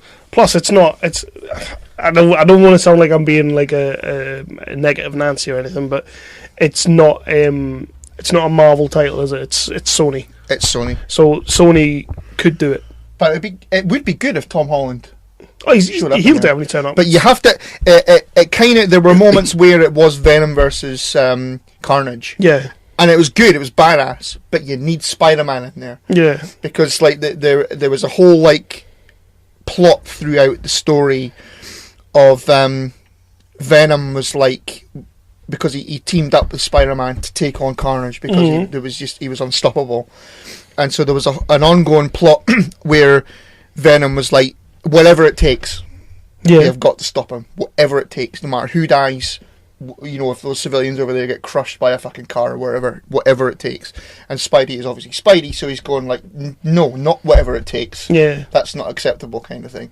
And so Spider-Man almost kind of goes over to Venom's point of view, and says, we need to stop him, whatever it takes. And then he kind of, so there's that plot going on. Becomes a whiny bitch. Oh, basically. Yeah. I enjoyed it. It's it could have ended probably about in half the time. Yeah. But there you go. Right. Well, my first movie that I have to talk about tonight is I caved, and I watched the new Saw movie, Jigsaw. Is that a thing that you were refusing to do? Not that I was refusing, but I was actively not looking for it. And I got suckered into watching it. I watched Jigsaw, and that franchise is done.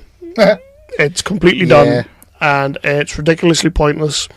There is little to no gore in this movie, which is strange because that's a Saw film. Yeah, that's like what all the Saw movies are about. Is like about the creative way that Jigsaw kills people, and in this one, he does it in creative ways, but they kind of shy away from pretty much all of the violence and gore. Like, they show you everything up until that moment, and then it cuts away.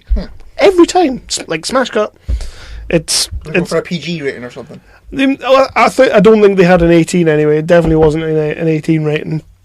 The movie itself is terrible. One thing I've always liked about Saw is that no matter how bad the movie is, the twist at the end is usually brilliant.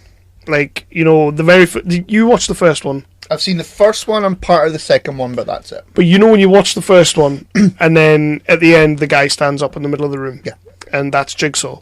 Like, that was like a holy fuck moment in cinema history for me, like movie history for me. It was like, holy fuck, did not see that coming. That is mental. That guy's been there the whole fucking time. This movie does that and then totally cheap shots you. And I had a feeling they were going to do it, and I'm going to just do spoilers. Because basically you're getting told this story of like what's going on outside of the trap, which is like Jigsaw might be back, but Jigsaw's been dead for 10 years. Right. So, but he might be back, or it might be a copycat, and then it keeps cutting to this barn where a Jigsaw game is being played.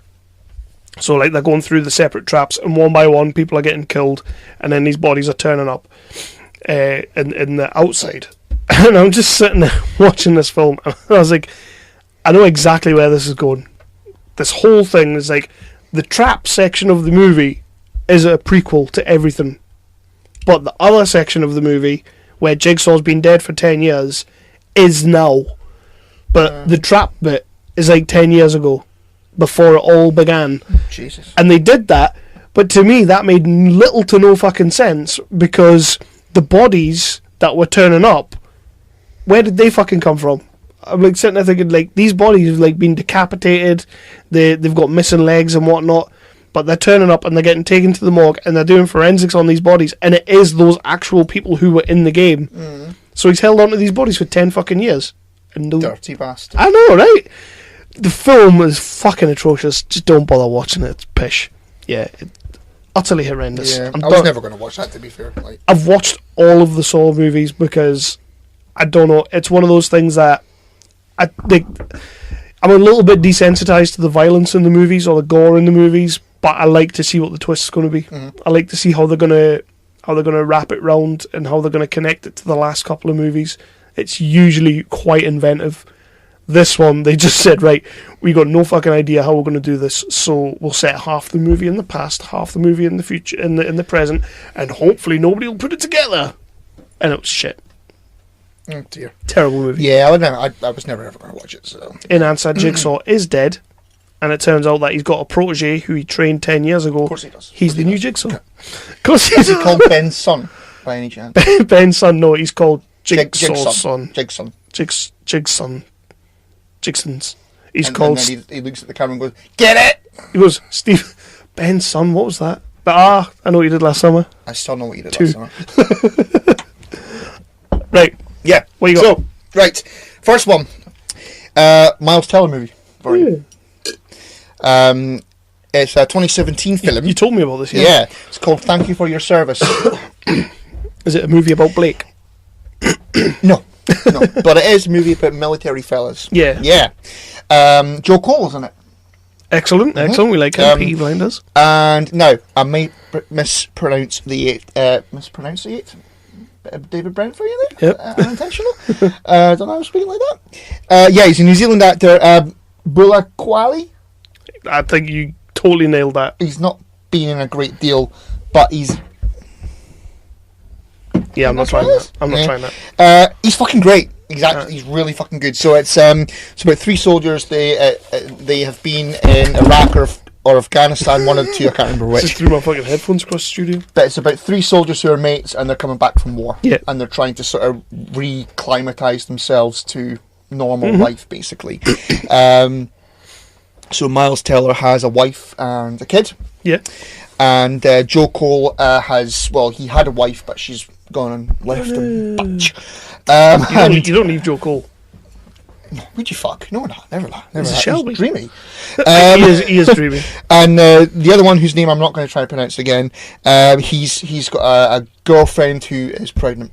Sweet. So they're trying, it's about them coming back from war. So they're all in various stages of relationships. Exactly, That Kevin. is, Exactly. I see what they did there. Yeah. So so that's the lives that they're coming back to. Something has, while they've been over in service, something has happened, which you find out more and more about as the movie goes on. 9/11. That's not 9/11. No. But they're because 9/11 times a million. it was actually the start of BVS. Oh. What? Start PBS, you don't want that.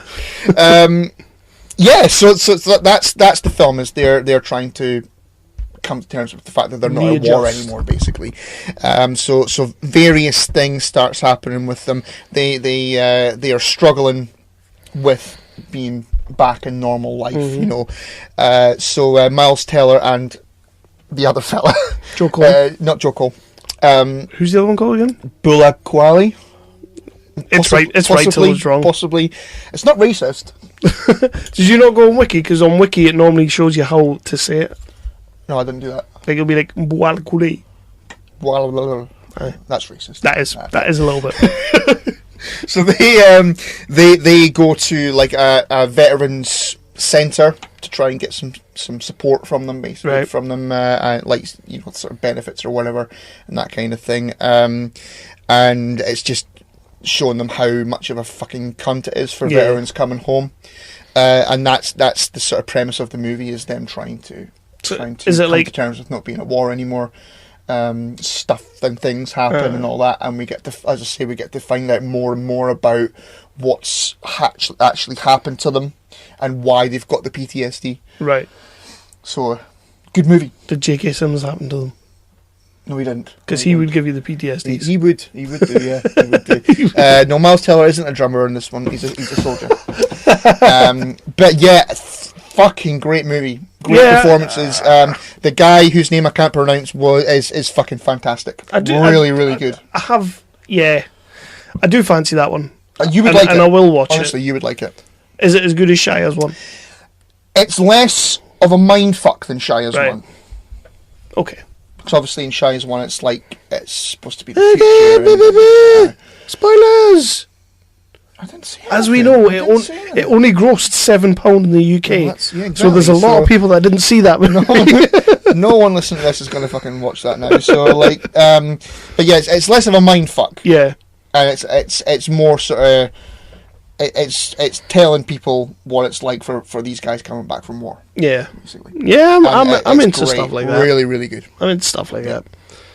So, I had the good fortune of seeing 3 billboards outside Ebbing, Missouri. Yeah, you mentioned that, yeah. And it is awesome.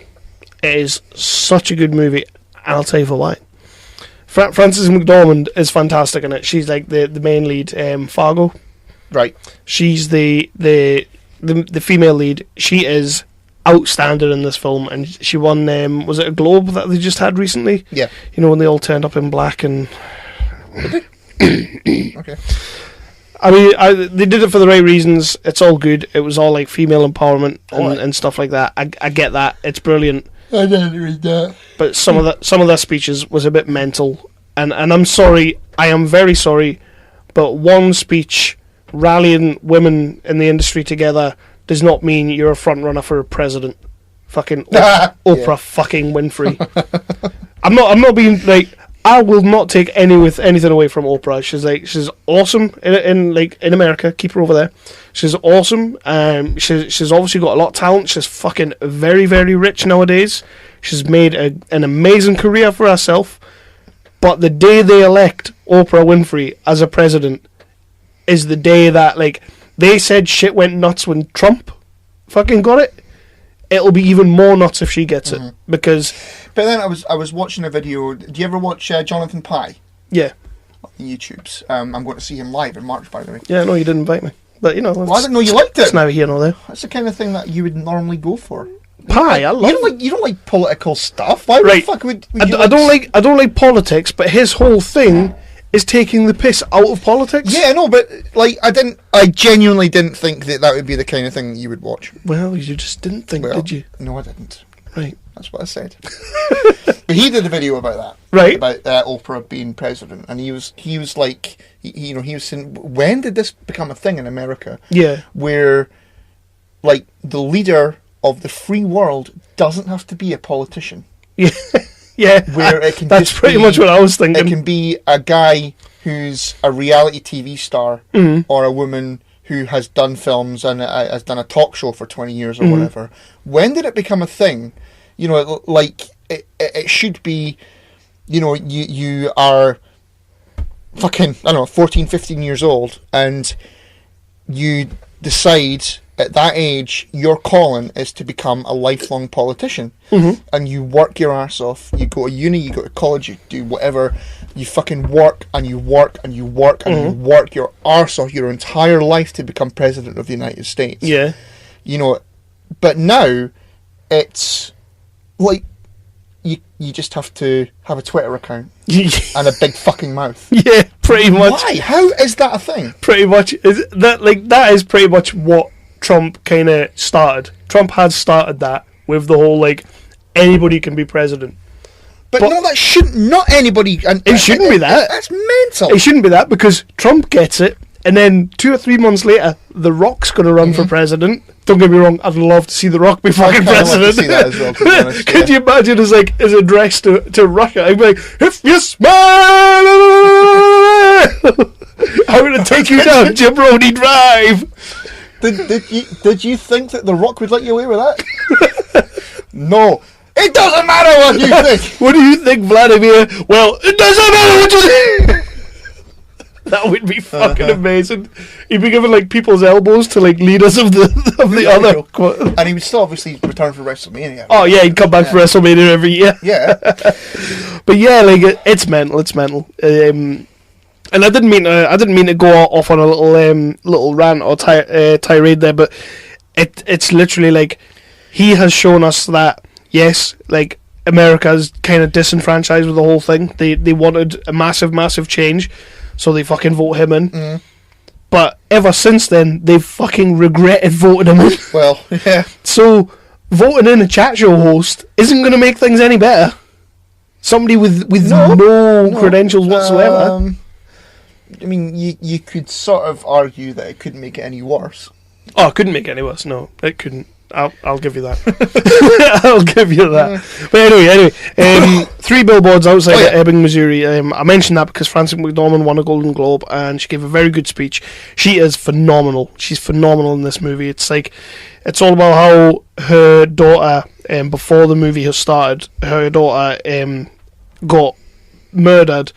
But while she was being murdered, she was raped. My Christ. Maybe Kira wrote this. Maybe read this Kira one. did write that. Maybe this is the one Kira's on about. That's it. She was given that script first. Shit, I didn't even think about that. Damn. Shit. That's my argument out the That's window. what it is, mate. That's So yeah, she's murdered, and she's raped whilst dying, and that comes out in the the thing. So it all goes unanswered for. Justice isn't brought to the family. Like, they never catch the killer. They never found them, and the police have pretty much given up on it. Like, they've decided that there's nothing they can do. So she hires out these 3 big billboards, not far outside her house, and it's outside Ebbing, Missouri, apparently. And she has, like, on one of them, it's like raped while dying. Like, big red sign, big black writing, raped while dying, still not brought to justice on the second sign. And then it's like, why is this? And then it's like the captain of the police force's name. So she's basically trying to get people to, talk about it. Aye. And it works. But the first person that sees it is Sam Rockwell. And Sam Rockwell's like, he's sort of the second in command in the police force. He's dead against the gays. He's dead against the blacks. He's dead against all of that. He's a total arsehole of a fucking man. He's vile. He is a creature in this movie. And he's so fucking good at it. Like, I love me some Sam Rockwell. You know that.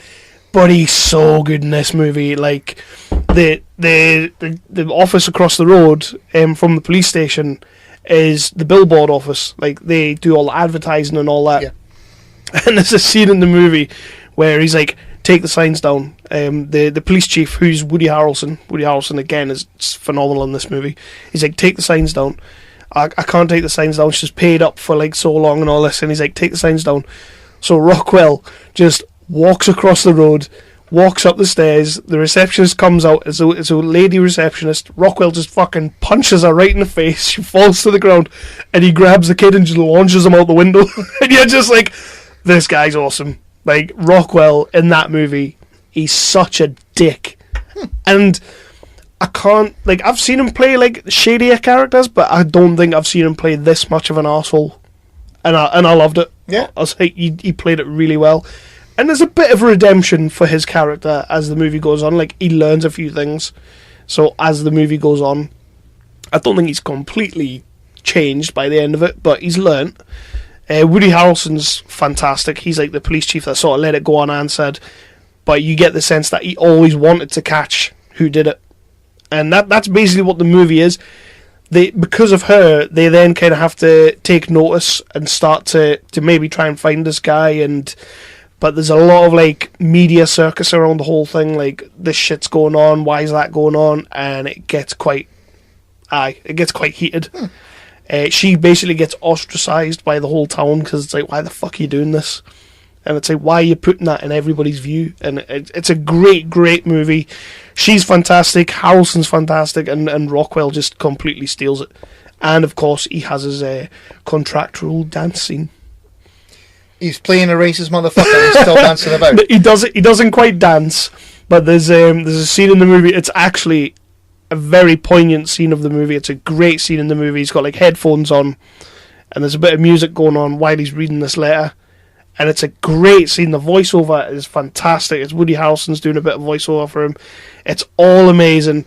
And I'm sitting there thinking, he's going to dance. He's going to dance. He's just going to be like, but he doesn't. He doesn't do it. But honestly, as good as she... Yeah, I have read a few things about it. I do fancy seeing it. As good as she is, he steals that movie. He's just such an arsehole, and there's nothing like... There's no redeeming quality to him.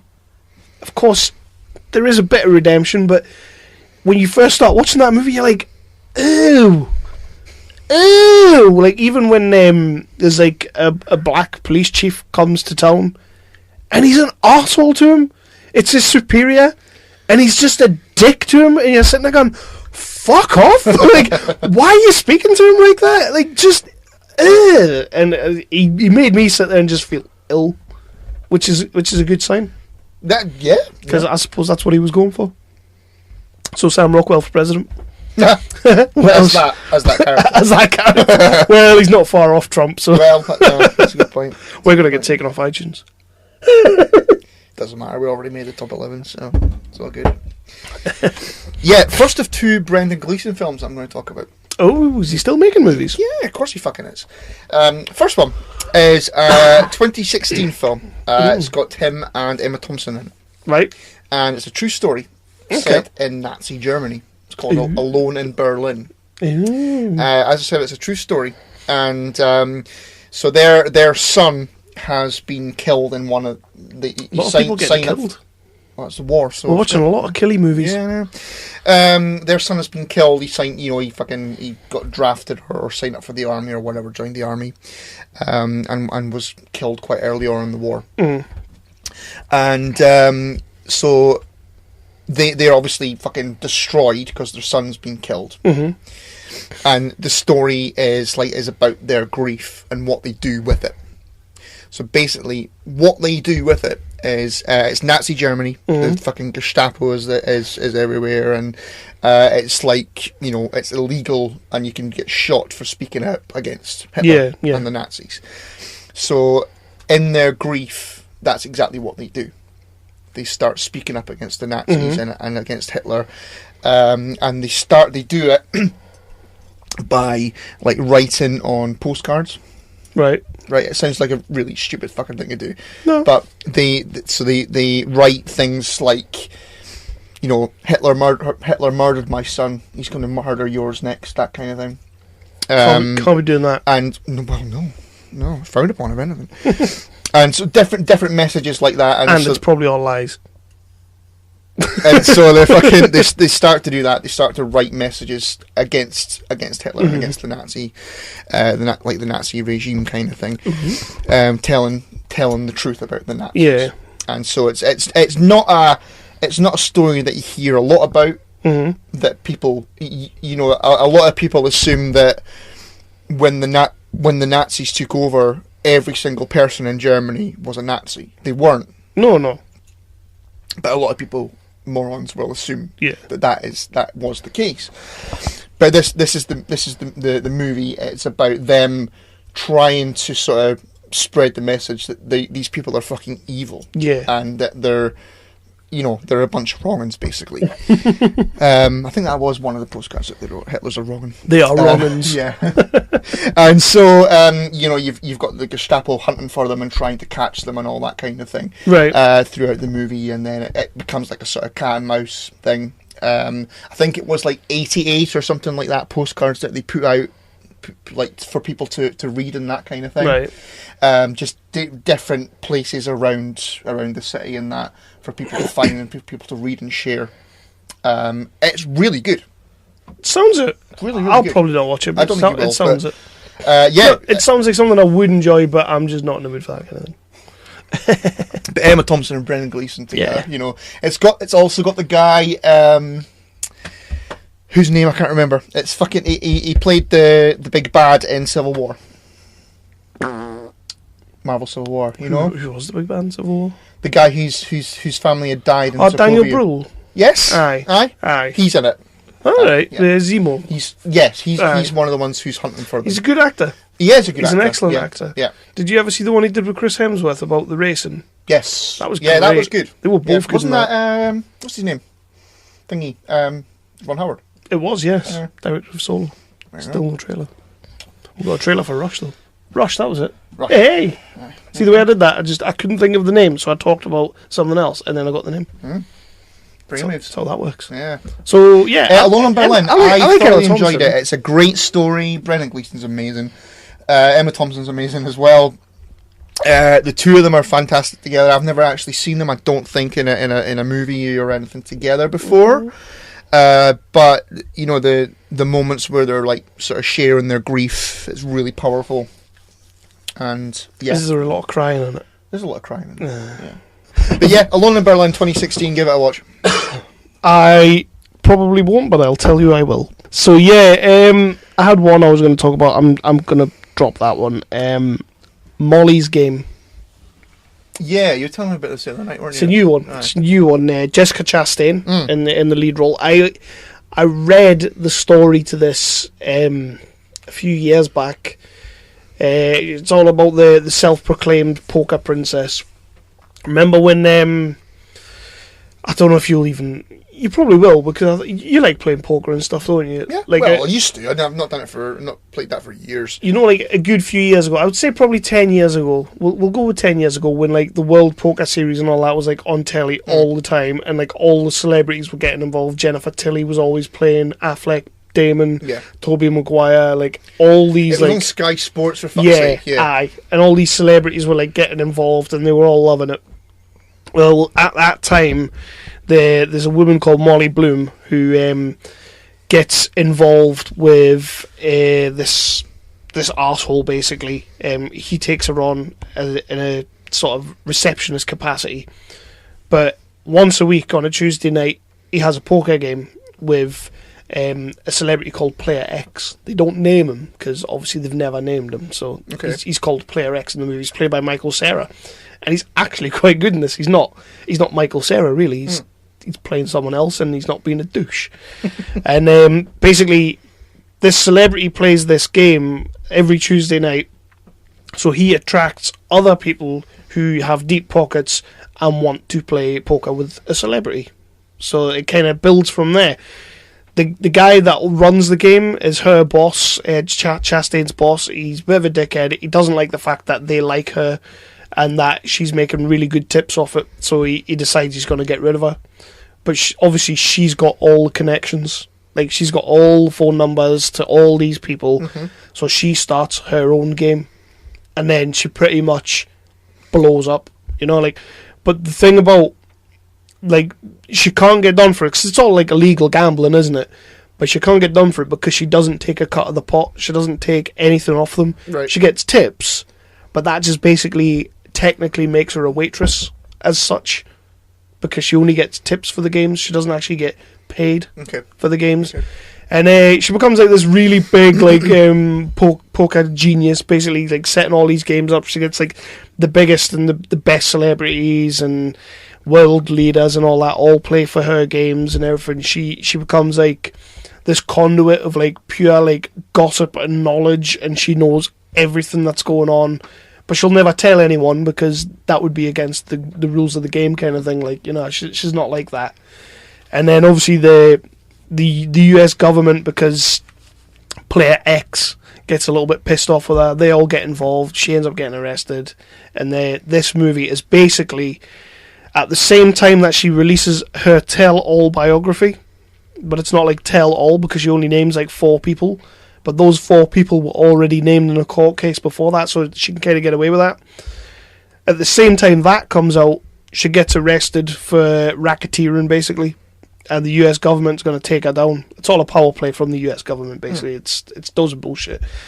So that is the movie. It's like she's doing a bit of a lead up to a court case where Idris Elba becomes a lawyer. Idris Elba is just... he's chewing the scenery for the first 3 quarters of this movie. He's not really doing anything. He's just sort of listening, taking things in, having a little bit of a back and forth with Jessica Chastain. It's all good stuff.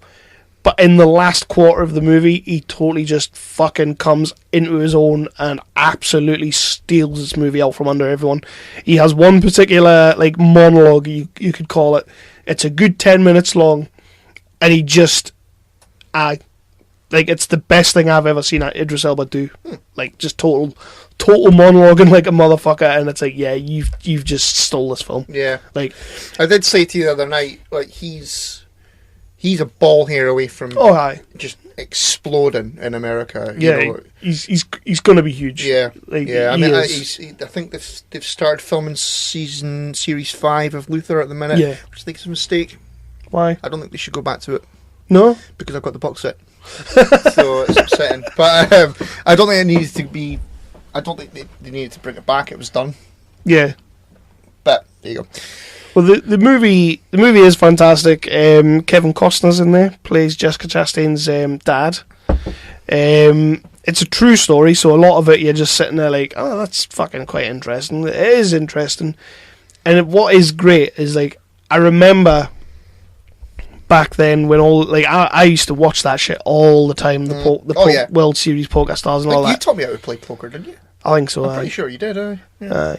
But what's a lot of fun is if you kind of know who was all like big at that time and all that. What is a lot of fun is figuring out who the characters are, because they're like player X, player Y, player B. You know, they've all got like. She's changed basically all the names in the book to go along with the movie. They've changed it all because obviously she's never told anybody who everybody was. Yeah. But the main character that Michael Cera's playing, and I could be wrong, but that's Tobey Maguire. That's like 1,000,000% Tobey Maguire. Allegedly. Allegedly, but you watch that movie, Michael Cera's doing a fucking damn fine Tobey Maguire impression. Plus, there's a great bit in the movie. Does he cry? A lot. There's a great bit in the movie that I think maybe yeah, the way it's written, because Aaron Sorkin wrote it. All right, okay. So Aaron Sorkin, like, you know, there's a line in the movie where she's doing like a voiceover and she's talking about Player X, and she was like, it didn't matter what he did, he was a superhero at the table. And I'm sitting there thinking, it's Tobey Maguire. Yeah. Like, you just told me who it was. But 100%, it couldn't be anyone else. But I really enjoyed the film. I think you should watch it. If anybody who's into that sort of poker scene, it's not like Rounders with Matt Damon, where you see a lot of poker getting played, because it's all about the story behind it. But it's really enjoyable. It's a fantastic movie. Chastain isn't amazing. I've never thought she was an amazing actress, but she holds her own. But for me, it's Idris in that last fucking half an hour of the movie. He just explodes all over the screen. And it's like, wow, where the fuck did this come from? Because all the way through the movie, you've looked like you didn't want to be there. You should check out Miss Sloane. Yeah, you mentioned that one, yeah. She's great in that. I'll give that a go. It's a good film. But I liked her in Zero Dark 30. Like, she's really good in that as well. She has done good films, and she is good in this film. It's just, I've heard that there's a little bit of Oscar talk about her, like, coming up for the Oscars, obviously. I've heard that there's a little bit of talk about her for this movie, and I don't see it. I don't see that getting a... I wouldn't even say that would put her in the conversation. Yeah. But, you know... You never know. You never know. Mm-hmm. Last one. Cool. Last movie, anyway. I've got a couple of TV shows to talk about. Yeah, another Brendan Gleeson one. Brendan Gleeson and Michael Fassbender. Ooh. It's from 2016 again. It's on Netflix. It's called Trespass Against Us. Fassbender plays Brendan Gleeson's son. On Netflix? Yeah. Yeah. They're a bunch of, like, travellers. Ew. I know. But so, well, basically the basic story of the movie is that Michael Fassbender wants to sort of go straight. He doesn't want to be breaking the law, and they do robberies and all that kind of shit. But he doesn't want to do that anymore. He's got a missus, and he's got a kid. He's got a son, and he doesn't want to go to jail. Basically, he doesn't want to be locked up and taken away from his family. Mm-hmm. But Brendan Gleeson, who is the father and like the sort of the patriarch or whatever you want of the group, he will not let him go. He won't have anything change in his group, kind of thing.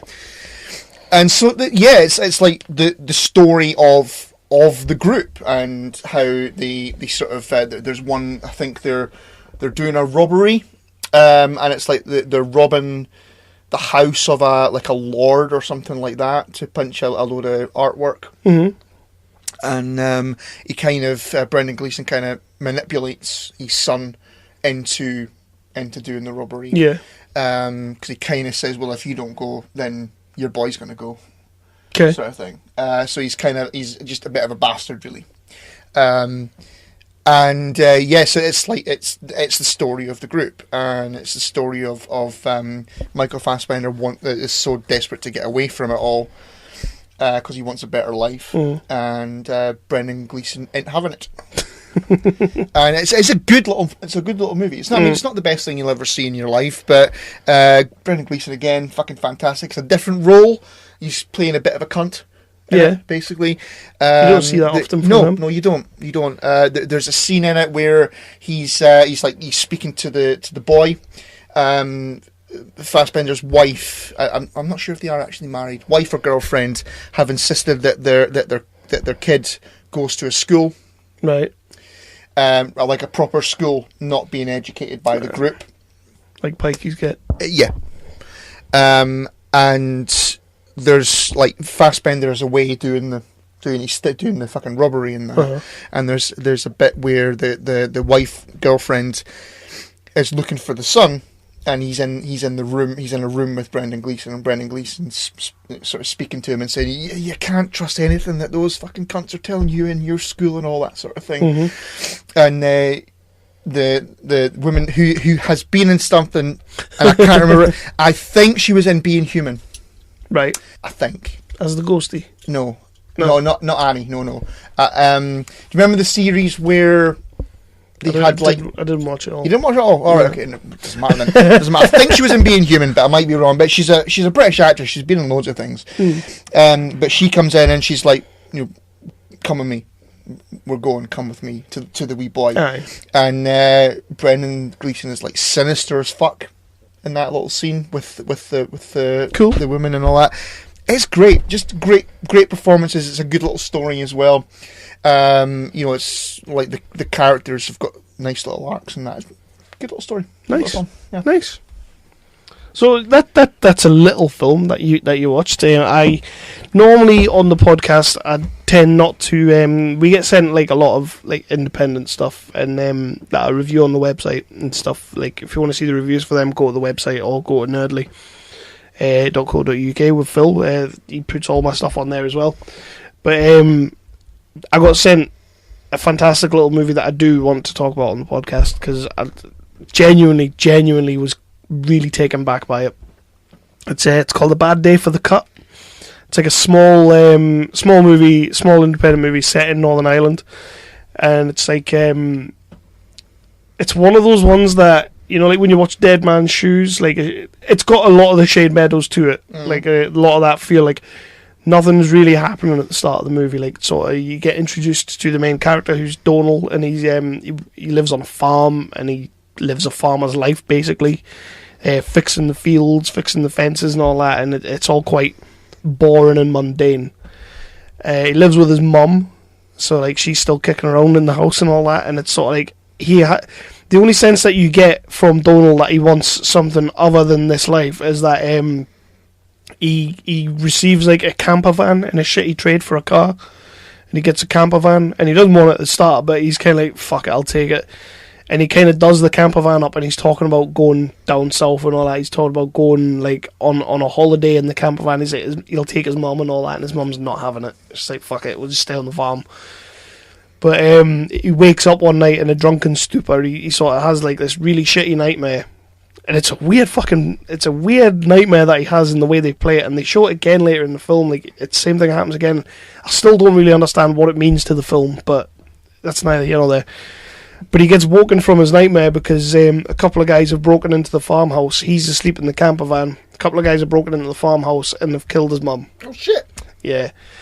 So it gets played off as like a home invasion thing, and that they just broke in to try and steal some shit and all that, and that's all it was. And they've murdered her, and that's all it was. And then a couple of days later, after the funeral, he gets basically confronted by two guys in his house again, and they've turned up and they're going to kill him now, but they're going to make it look like suicide because they don't want people to know. So Donald gets put on, and it's, you know, they play it for laughs, but it's such a weird fucking scene because they take him into the barn, they put the noose around him, and then they kick the chair away from him. But literally, there's too much noose, so he just literally ends up falling onto the ground on his feet, and like nothing's happening, and he's just kind of like, you fucking idiots, you know. So he grabs one of them, he puts them in the bonnet of one of his cars, and he slams the bonnet down, and then he takes a sledgehammer to the bonnet, and he kills that guy. It gets a bit brutal, to be fair, but he realizes straight away, right, there's something more to this. Obviously, it wasn't a home invasion where my mum got killed for no reason. There's something to this. I need to know. He keeps the other guy alive, and the other guy ends up becoming not pally with him, but like going along for the ride. Like, quite at first, it's like, I don't want to be here, but if I try and run, you're going to kill me. So I'll help you as much as I can. But as the film goes on, they kind of start using each other to get what they want. It's a great little film. There's a lot of like little bits of comedy, and it's like awkward comedy, but it's like Northern Irish. Like it's an Irish movie, so they tend to be, even in severe situations, a little bit funny, you know. And it's dark, and it's bleak, and it's twisted. It's brutal as shit. He is really good. Nigel O'Neill plays Donald. I've not seen him in anything else. Like, this is like I say, it's a small independent movie. I'm sure it's the director's first like proper feature film. He's made shorts before now, but it's so fucking good. It's a nice little story. It's got a lot of the Shane Meadows going on. It's got a lot of the This Is England. It's got a lot of the Dead Man's Shoes. It's got a lot of all that going on. Fantastic little thing. The woman, there's a woman in it who's like, she's the gangster, like the big gangster, and all the guys that you meet up until her are just her lackeys and all that. And God, if there was ever a woman who could make the Queen C word just roll off her tongue and sound amazing, it's this. Like, she is fantastic. Susan Lynch, I think she was called. She is unbelievable in this film. Just total bastard of a woman. And she says cunt like about 8 times. And every time it's like, that was just so natural. It's a great little film. I want people to check out. You can get it on like video on demand. It's on DVD as well. You can get it quite easily. I got sent it. I was extremely surprised by it.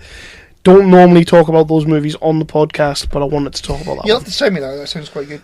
It was really good. It's just a nice little story, and you kind of start realising that not everything with his mum might have been legit, and it's kind of like, you know, you just slowly get into it, and then it's like, holy fuck, and his world is completely thrown into disarray, and he's just kind of like, I don't know anything about this world, but my God, does he handle himself in it? You're sitting there going, yeah, you were built for this. It's a great little film. Sort of like Taken in Ireland, I don't know. Taken in Ireland. That's a DVD cover for you. Put that on your front cover. Aye. Taken in Ireland as hell. Wait, that's my last one, so what else you got? That's the last movie. I've got a couple of TV shows. Cool, man. So, first one, this has been on BBC 4. Ew, I know. Look at you. I know, all like proper, like posh and everything. Next you'll be listening to Radio 4. Oh, no, never. Not one of our listeners. Never. It's an ordeal. No, fuck that. fuck. Not that I'm harsh. There you go. I'm not bitter at all. No, apparently the Radio 4 listeners don't have to use the F word to describe things. Well, we fucking do. Anyway, so BBC 4, it's been a 10-part series. It's episode 9 aired last week. It's about the Vietnam War. Ooh, you love all that the shit. The show is called The Vietnam War. Ooh, yeah, does what it says. It does do what it says in the tin. I don't know a great deal about the Vietnam War, or I didn't. I do now. Good soundtrack. I've watched the documentary. It does have a very good soundtrack. You know, I know a lot about the First World War, Second World War, but I didn't know a great deal about the Vietnam War. Vietnam. Yeah. Or name. As Gareth would say, the Vietnam War. The Office. All right. How's that different? I don't know. All right, okay, bygones. It's really fucking interesting. Yeah. Really, really interesting. It goes right back to like the French were in there before the Americans went in. All right. And the French being the French, they kind of surrendered. Zut alors! And so the German. no, it's French. Is it? Yeah. Even better. Jesus Christ. Zut alors! Sound the alarms!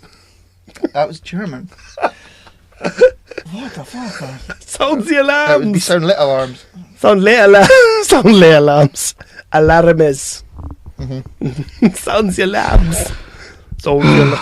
Come on, just carry on. It's only going to get worse if you I leave know me it to is. I know it is. But I don't know what I was fucking saying. It goes right back to that sort of the history of Vietnam and how it separated and all that kind of thing. And it was, it goes into, LBJ and then Nixon and why they kept it going and all that kind of thing. And it also goes into like the protests everywhere, not just in the US. I thought it was just being protested in the US, Right. but it was protested everywhere, and I didn't know that before. But there you go. Well, there you go.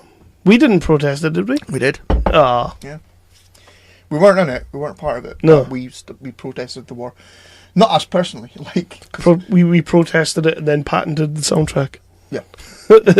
That's the best answer to the Vietnam War, isn't it? That's a good soundtrack. I love that. But yeah, it's really fucking interesting.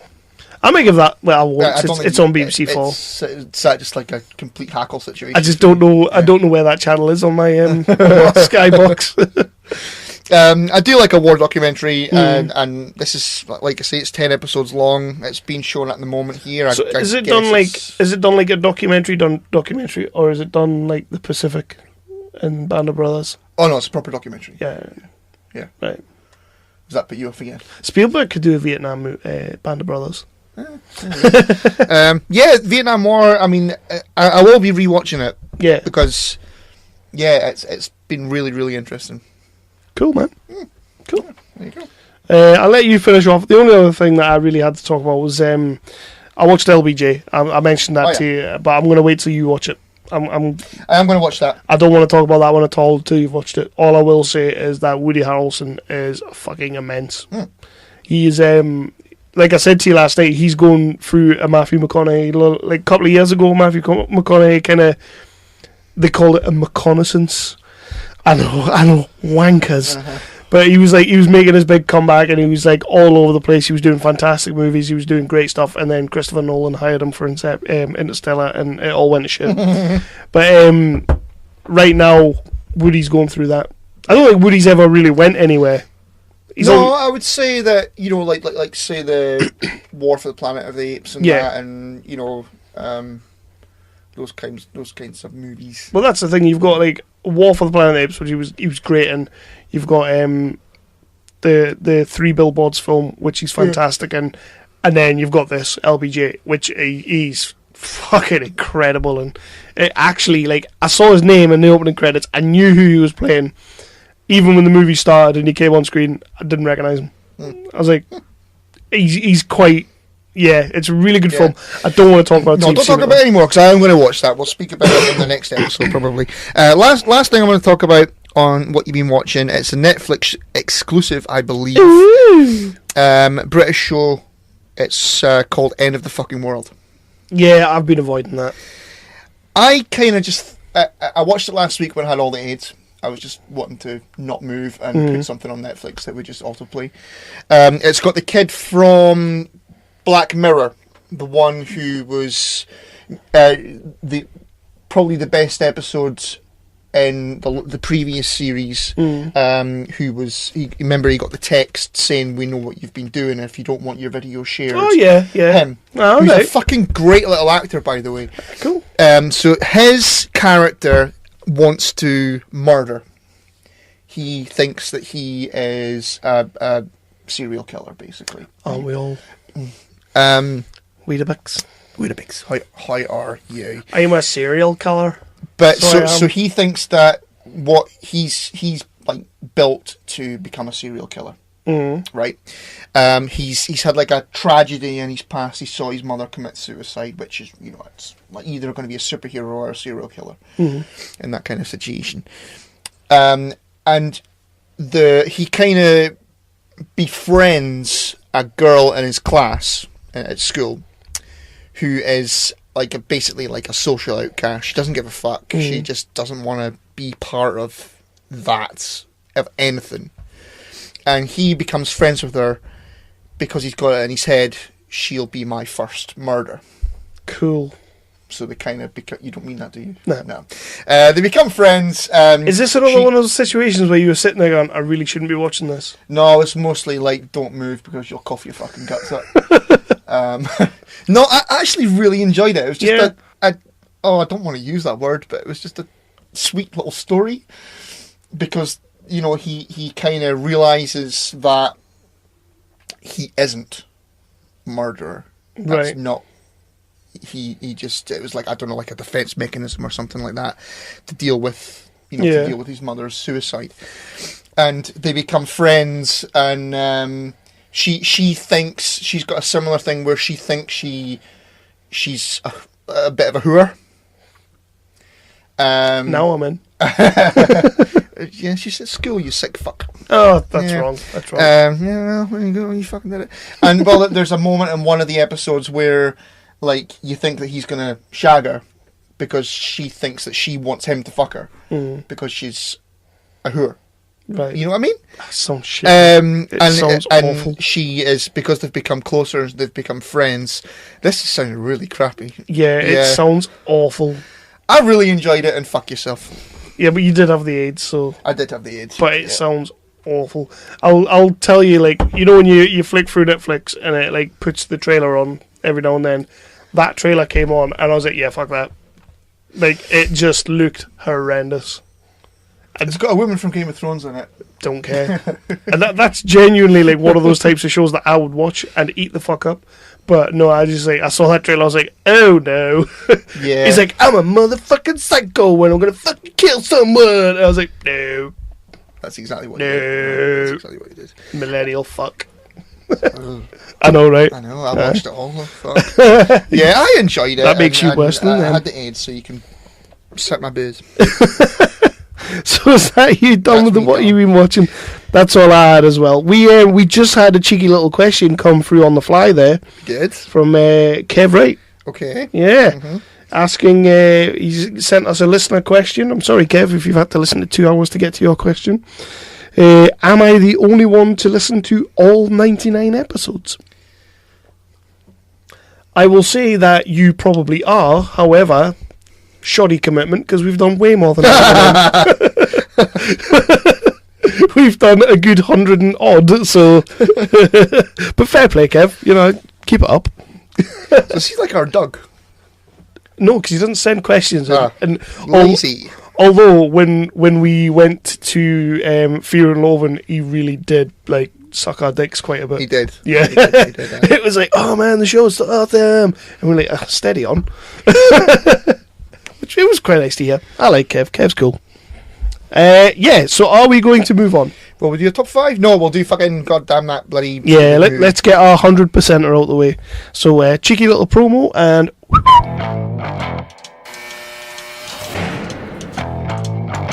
I ain't never going back, mate. It nearly killed me. Look at him. Wild Bill. He's a top-class nut job. What are you going to be doing now you're out? No associating with known criminals.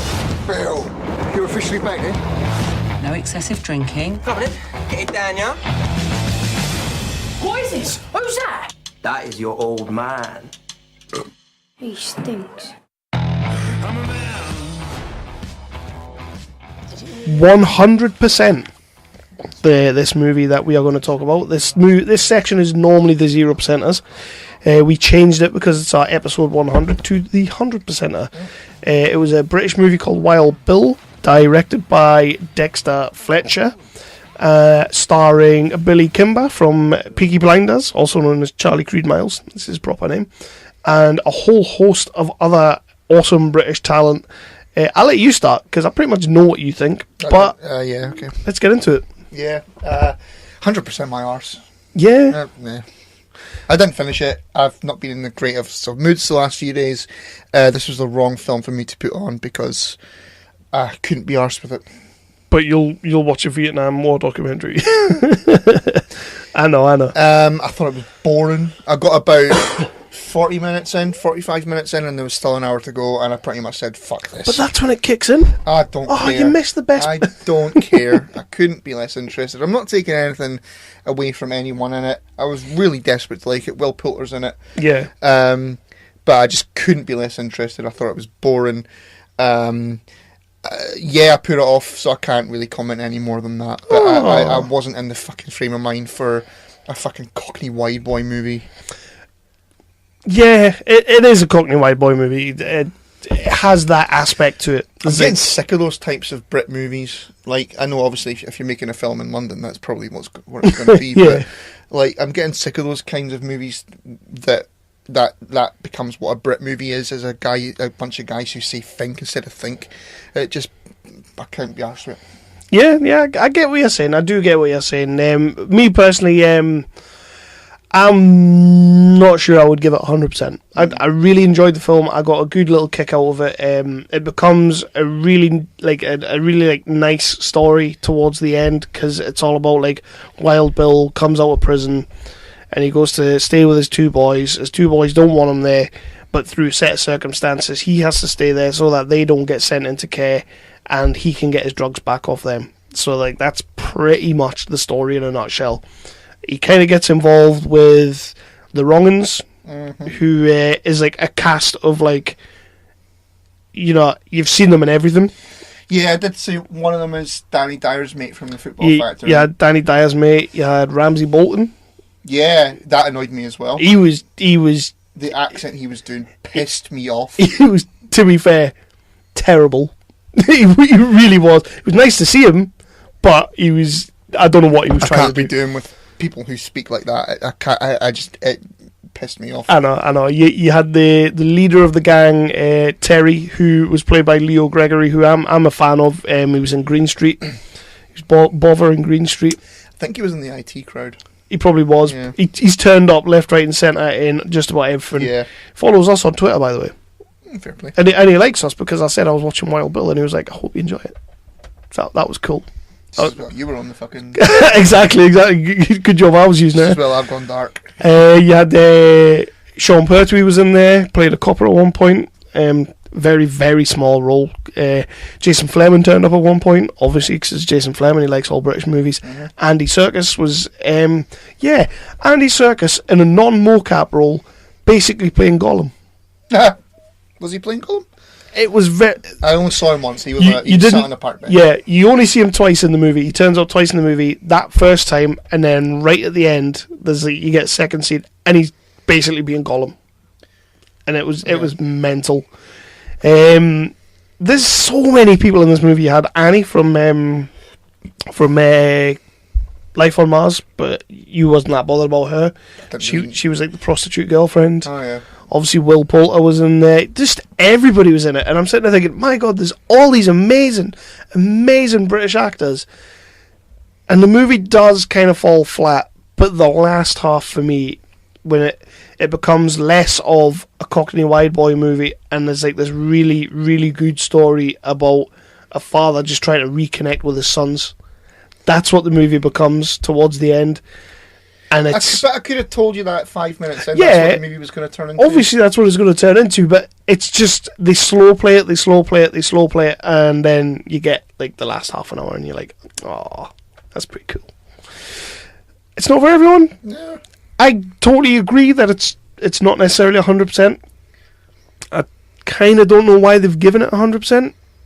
I can only assume it's because it's Dexter Fletcher, and he's got all this amazing British talent in there. But it's a good watch. It's a good film, and I think you should have stuck with it. And maybe if you were in the right frame of mind, you might have enjoyed it. Maybe. But there is a lot of Cockney Wide Boyisms all over the place. Yeah. Yeah.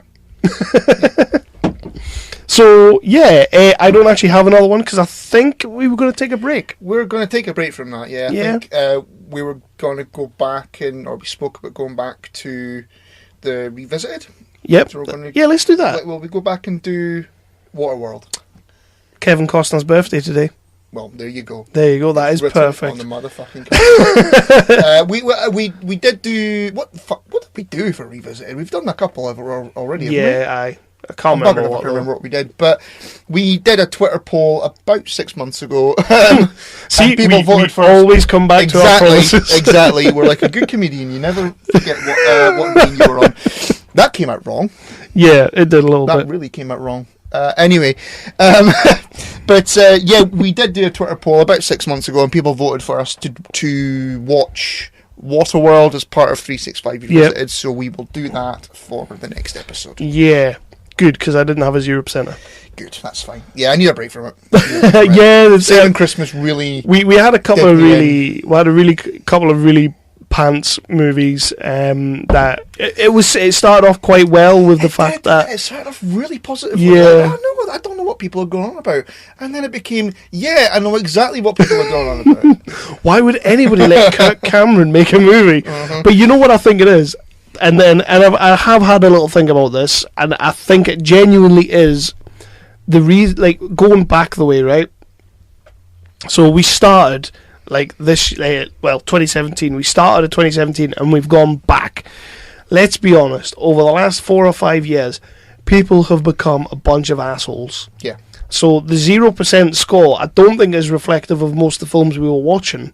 But when you go back, when people weren't so much assholes and they were just telling the truth that it was a shit movie, that's why we got some duffers.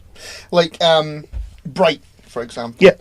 I wasn't crazy about Bright. I've not finished watching it yet. Mm-hmm. I might, maybe, possibly. But Bright, you could say, could be argued that people, critics, were slating it so much not because anything to do with the film, but the fucking politics of Netflix doing films. Yeah. And that's why it was slated. Like, you will never be allowed in the Oscar conversation, kind of thing. That's fucking terrible. Yeah. No, I absolutely 100% agree with you. But I think that's the effect of the 0% is that we're just assholes now. Mm. Yeah. So there you go. Yeah, there you go. So Waterworld next. Yeah, Waterworld next for the 365 Revisited. And we also we don't have Hard Sun. Yeah, we didn't watch it because we've not had time. Well, it's episode 100. We do what the fuck we want. Exactly. We're a motherfucking top 11 podcast. We're up in this bitch. You're not the bosses of us. Yeah. Aaron Goodmiller, super fan. He's our super fan, by the way. Right. Definitely, because like he suggests things, and I'm not going to call him Aaron Miller this time. I'm going to call him by his proper name. Yeah, that'd be nice. He has just chimed in with a question. He said, "Dang it, you missed the window." So I said, "No, still recording. Get it sent." And his question is, "How much wood would a woodchuck chuck if a woodchuck could chuck wood?" Oh, don't be such a prick. Wasted question. No longer super fan. Nope. Kev, right? Title goes back to you, my friend. He's been demoted.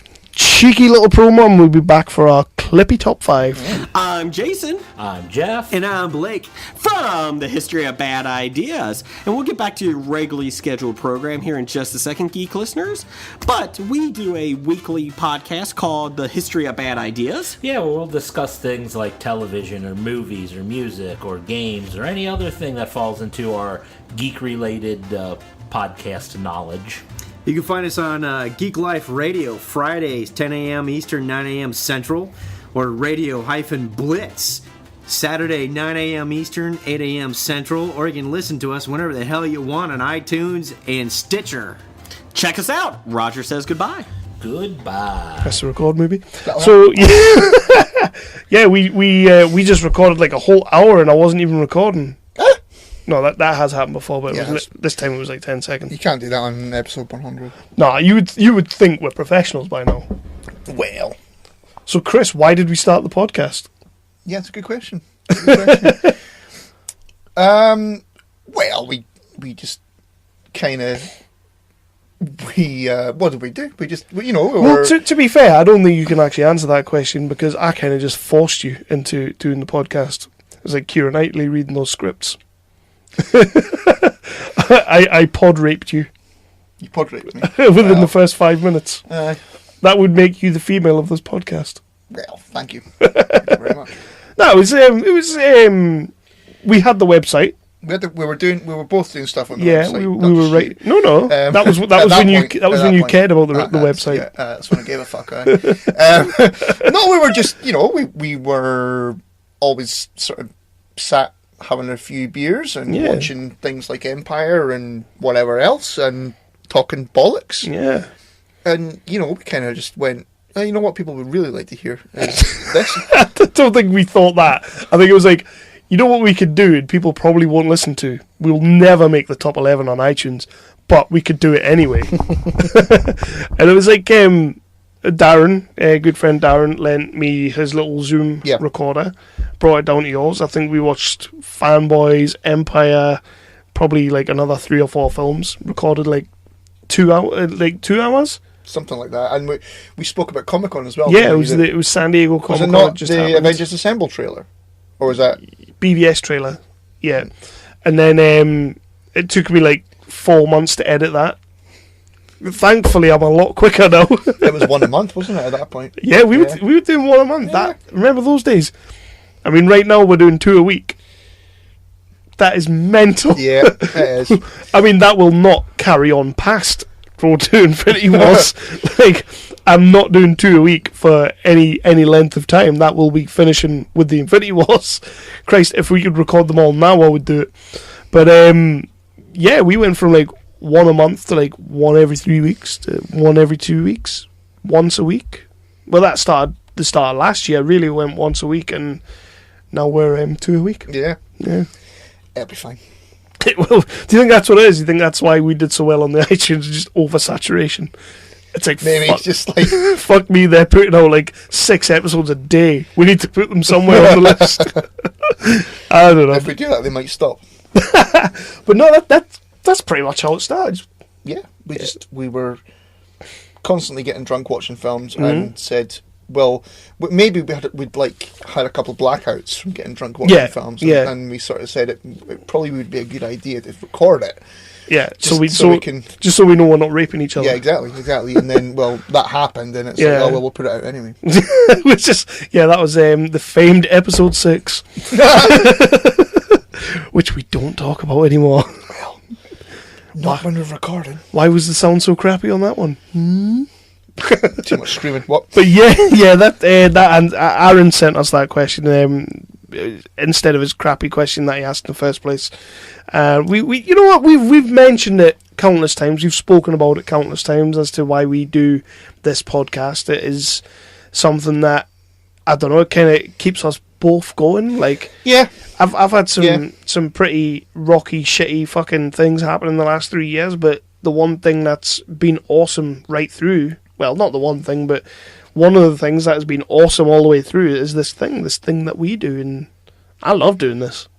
Yeah, and like, definitely. I can be in a shitty mood from work, and because I worked with some fucking parasites over the last couple of years.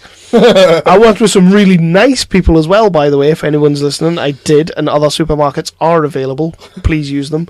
But I also worked with some really hard to know people, and I got to come home and do a podcast, and that's what kept me going. Just if anybody wanted to know.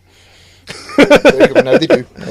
Yeah, so Aaron, there's your semi-serious answer to your not-so-serious question. We started the podcast for a laugh. Pretty much, yeah. And who would have thought we'd be like 100 official episodes in, and then 20-odd unofficial episodes? 100 sounds cooler. It does. It's quite funny because I was saying to Lindsay, like, oh, we're doing our 100th episode, the big 100, and she's like, you've done more than that. And I'm like, yeah, but this is like the official 100. She's going, yeah, but you've done more than that. And I'm like, yeah, but this is like 100. Yeah, but Kev, you've done more than 100. I'm like, oh, shut up. And it just you're ruining everything. Get out of my face. You're not even my friend. So unfair. Asshole. So yeah, top 5 time. We are. This is top 5 TV insults and put downs. It was to be TV and movies, but we thought, you know what? Well, there's a lot. For me, anyway. Did you struggle with this? I struggled with this one a little bit. I had an idea of, I think I had 3 definites in my head, and then I had like 2 or 3 shows that I thought there's bound to be a good one from there. So I kind of just siphoned through some of the shows that I like, and then I found the rest of. That's what I did. I made a note. I made a note of the shows first. Yeah. Where you have characters who would do good insults. Yeah. And then thought of what was the best example of them. So yeah. That's pretty much how I rounded out my list. But I had 3 that I really I was like, right, that's going in there. And then one of them I couldn't actually find a clip for. It's still on my list though. I might hobby it with something else because I don't have a clip for it. So I do have one that was pretty much like, if I get stuck, I'll use that. So I might just use that and then say what the other one was. But yeah, so let's start. It's TV put downs, and I think the other reason that was a good idea to split it is because we tend to struggle for a top 5. Yeah. This way we've got 2. Exactly. Woohoo! For episode 200. Yippee! Do you think? Oh no, we'll be dead by then. Do you think we'll make it to 200? Oh, we'll make it to 200. I mean, at the rate we're going, if I start numbering the Road to Infinity Wars episodes, we'll make that. Probably by the end of this year. Well, to be fair, that's really why the numbers started going up, was the indie talks. It was, yes. Because we weren't going to number the indie talks, and then we went, no, get the fucking numbers up. So does that mean this isn't the official? It is. No, because we number the indie talks as official episodes. Aye, we do, yeah. Aye. Yeah. So it is. It is. Don't ruin it. I know. So let's just get into this. Top 5 TV insults. Chris, what is your numero 5? So, yeah, my number 5. This show, well, it's kind of... This show's a weird one because it takes so long for them to do another series that you forget how good it is. Yeah. But I think this was series 1, this insult, and there was always a good sort of good insults between Sherlock and this character who was a bit of a dumbass detective on the squad. So it's BBC's Sherlock.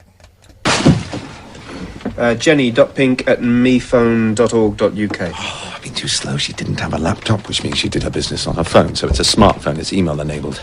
So there was a website for her account. The username is her email address, and all together now the password is... Rachel.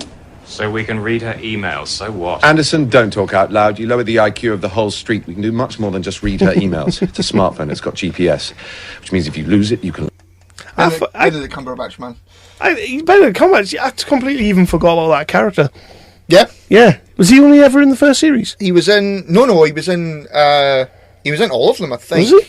Because after the Reichenbach thing, where Sherlock jumped off the roof, it opened up... The new series opened up with that guy, Donovan, I think he's called. Right. He did all the crazy fan theories that people had come up with. Right. During that, 15-month period in between series, where people were going, oh, well, maybe he did this and maybe he did that, and they basically gave all of those fucking crazy dumbass theories for that character to say at the start. Cool, man. But yeah, I mean, it was so fucking good then. I think it started to drift off now. The last series was very rocky, I thought. I'm at the point now with Sherlock that if they don't bring him back, I'm happy. I think they probably will, but I don't think they need to. They don't need to. They don't need to at all. The way it ended, we said it when it came out, it was a goodbye. Like, the finale was a goodbye episode.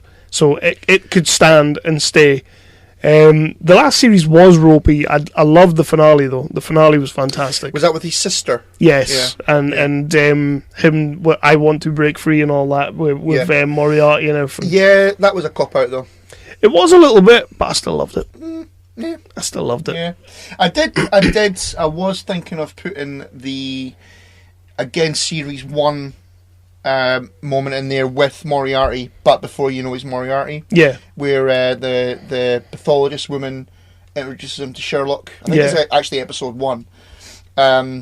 and he just sort of, Sherlock is like looking at a microscope, and he takes one look at him and goes, "Gate."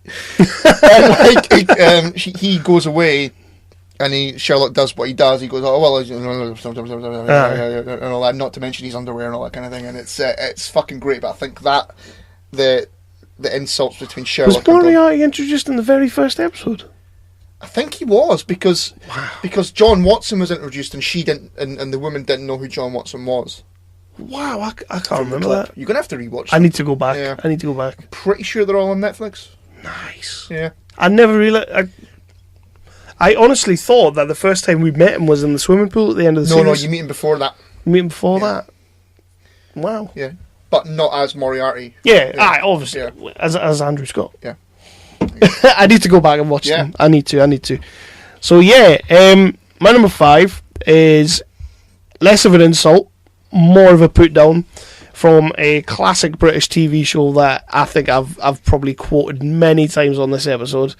It's a character that when he's insulting people doesn't necessarily realise he's doing it, but he means it wholeheartedly. My number 5 is Alan Partridge. I had a feeling Alan Partridge would be in your list somewhere. Interesting thing about news and current affairs. Would it be terribly rude to stop listening to you and go and speak to somebody else?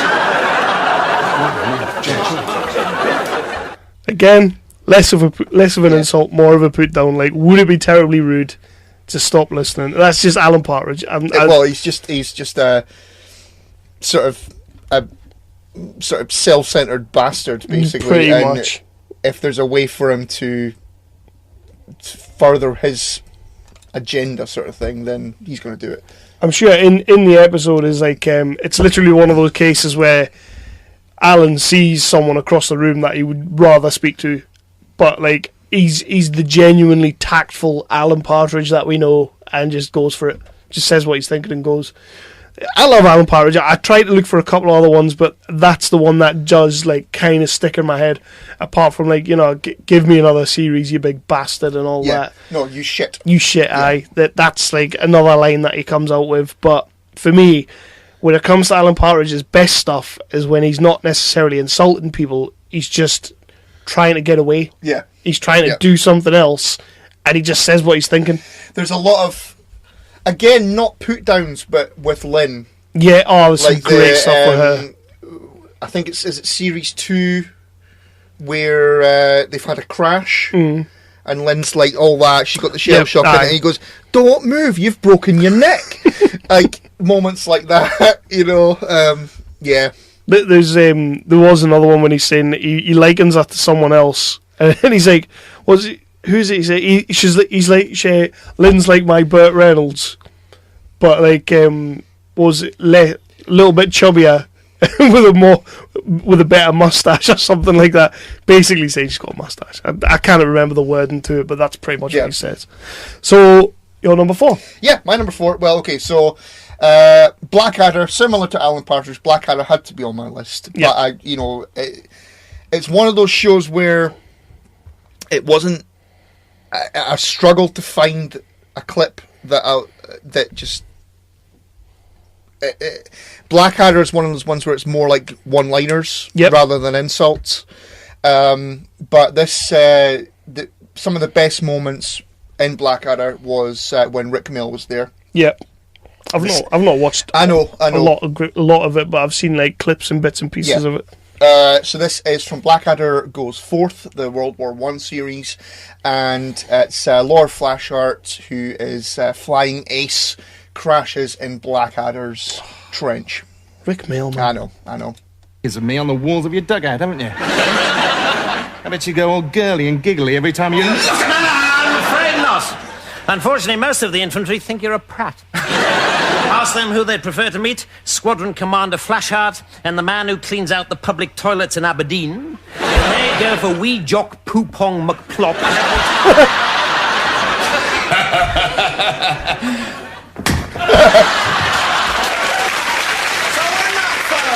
Loop. I honestly thought that... My God! Yes, I suppose I am. Lord Flashheart, this is the greatest honour of my life. I hope I snuff it right now to preserve this moment forever. It could be arranged. Little flash art, I want to learn to write so I can no, send sorry, a letter. Yeah, fucking Rick Mail, man. Yeah, Rick Mail's awesome. Like, that is fucking... It's still a gutter. Yeah. Like, he's one of the ones that's genuinely still a gutter. But, I mean, those two, Rowan Atkinson and Rick Mail, had great chemistry together. They did, like, they were in Blackadder 2. I can't remember if Rick Mail was in Blackadder 3 as one of the... He was in the Samuel, the Dr. Johnson episode. Right. You've not seen that, have you? You don't know. No. But the reason they had good chemistry together was they were constantly trying to outdo each other. Right. Like, there was a sort of like a competition between the two of them. And so they were fucking, like, proper... The scenes that they were in together, they were fucking going for it. And it shows. You know, and what's great about that clip is... You don't quite know which one's being put down there. Yeah, they're both having to go, like... you know, Blackadder, particularly in that series, because he's such a smooth motherfucker in that series. But Blackadder is great at insults, but Flashheart doesn't take the insult because he's such a arrogant fuck. So yeah, Blackadder. Just you definitely need to go back and give it another go. I do. We are going to be doing our Blackadder spin-off. You know, we could go 3 shows a week. My Christ. Infinity Wars on Monday, Blackadder Wednesday, normal show Friday. I think people would get sick of us. I think people would, yeah. Sponsored by Strepsils, though, to keep our throats going. But we would definitely make that 200 quicker. We would. Yeah, that's a good point. So yeah, my number 4 is classic Red Dwarf. Nice. Love me some Red Dwarf. That's the clip I was looking for. Okay, which one? It's I can't remember what series. It's one of the early ones, and Rimmer and Lister having an argument because they've brought on a pod, and Rimmer thinks it's aliens, and Lister wants to open it, but Rimmer won't let him. And so Rimmer invents like a name for the aliens. It's Quagars, right? And so they're arguing, having a proper like slanging match, and like so they're, you know, they sort of, it ends with them going, oh yeah, oh yeah, and like Lister storms off, and Rimmer ends up by going, bastard!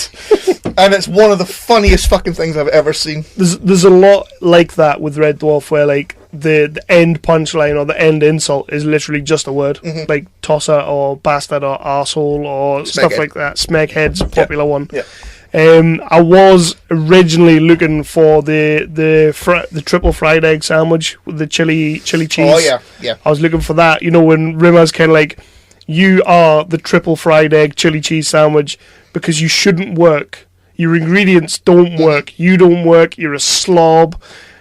But everybody loves you. Always makes me hungry, that scene. Yeah. And he kind of goes, but me, I'm on time. I've always got a pen. And he's like, and everybody hates me. And Lister turns on. He's like, well, that's because you're a total smeg. just a great little one-liner. But the one that I got is classic. Crichton learns to insult people. And it's not the smeg, because I never liked that scene. But it's the scene not long after that when he says this. Sir, you are a cruddy little scudball with all the innate lovability of an itchy veruca. Crichton's great. That whole episode when Lister's trying to teach him how to do insults is great. But when he finally comes out with that one, it's just fantastic. Yeah, definitely. I agreed. It's one of those things. Red Dwarf is such a British classic that you have to have that. Are all our lists British? Pretty much. mine pretty much stays British. Yeah, I don't think I've got any Americans. Because I don't think the Americans do insults. I don't have any American shows in mine. Because I think insults and sarcasm just kind of goes over their heads. Yeah. So, I mean, if there's any American listeners, I'm sorry. I don't mean to insult you, but it will just go over your head. I did have, I said I made a list of shows first. I did have Frasier. Yeah. But then I couldn't, my list came together and I didn't want to take any of them out. So, yeah. There you go. So, what is your number 3? So, another British classic. Fantastically written show, The In-Betweeners. If you're gonna have insults, this was the genius of the show. It's how you speak to your mates. Yeah. You know, it is. This is how you speak to your mates. And if you're gonna have an insult, you've got to have The In-Betweeners on your list. There's always trouble when you're around, but Will, I'm especially surprised at you. I'm so sorry, Steve. Oh, piss off! What? Don't talk to me like that in my own house. Oh, I'm so sorry. My manners. Piss off, please. I've had enough of your lip. Oh, you'd like my lip, wouldn't you? Right round your bell end. If Mr. Chippy doesn't get there first, what's he going to knock up? A closet for you to hide in, you bumder!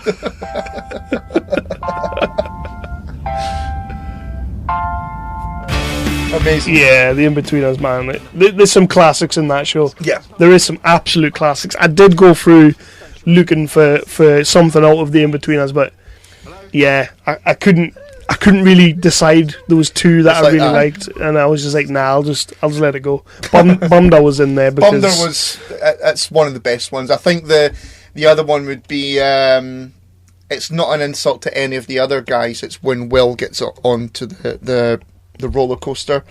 They've been queuing up for hours and hours and hours, and the front three seats are taken up by a bunch of mongs. Yep. And Will has a very politically correct there, pal. Yeah, what are you gonna do? What are you gonna do? Will has a full-on rant, and calls them a bunch of inconsiderate arseholes, and yeah, In-Betweeners, man. I love The In-Betweeners. It's a show that I think it should get a lot more respect than it does get, I think, because not very many people talk about it now. No, I think part of that is the movies. Do you think it's one of those ones in 10, 15 years it's going to be put in the Only Fools and Horses category, or not quite there, but not quite Only Fools and Horses. I think it'll be up there with your Father Ted's and that. Yeah, hopefully. Speaking of, my number 3 is Father Ted. Shit, that's like... Well, yeah, we're segues. But this one is my placeholder. Right. I've put it in there because it is a scene from Father Ted that I always liked. And much like Alan Partridge, it's a character who doesn't even know he's insulting people. He's having a go at something new. And as a viewer, I remember watching it and being quite taken back by the scene because I wasn't expecting it. But Ted also gives the same response. We'll get to that in a second, but what I did want, the one I was looking for, but I couldn't find a clip that didn't have shitty EDM music all over it. My number 3 was always originally going to be Mrs. Hudson in Sherlock when she calls Mycroft a reptile. When she's like, leave us alone and get out of my house, you reptile. Nice. Yeah. I wanted that because that's a hell of an insult, and the way she plays, I mean, Mrs. Hudson's awesome. She's great, yeah. She is awesome. And there was a couple that I could have had for her, but I went with them. That was the one I wanted. Couldn't get a decent clip without stupid music over the top of it. So I went with this instead for my number 3. And again, he doesn't know he's insulting people. He's just trying something new. Why does that strike me as important? Yes. July 19th. I wouldn't know, Ted, you big bollocks.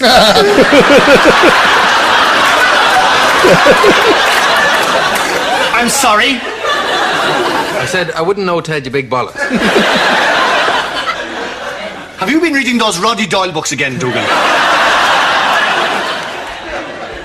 I have, yeah, Ted, you big gobshite.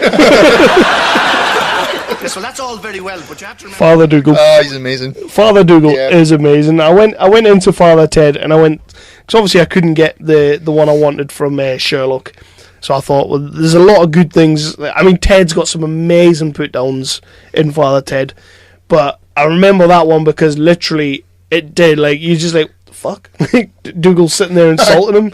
He's just trying something different, and it works. It's hilarious. It's a put down. But is it, he's just sort of, the way Dougal works, is it an insult? If you had a Bishop Brennan one, there's a good... some good Bishop Brennans. The, don't call me Len, you little prick, I'm a bishop. That kind of thing. So there is some good ones there, but I went with Dougal. But like I say, that was a placeholder because I really, really wanted Mrs. Hudson on my list, but that's how that goes. There you go. So, your number 2. Well, this is also written by Graham Lineman. Oh, we're all about the segues. We are. Yes, we are. IT Crowd. I really struggled to pick just one clip from the IT Crowd. It's a fucking fantastic show. It's a classic. It's a Jen moment, and Jen's got some fucking great moments. Bless her. This is where she thinks that there's a builder in a house who's been on Builders from Hell.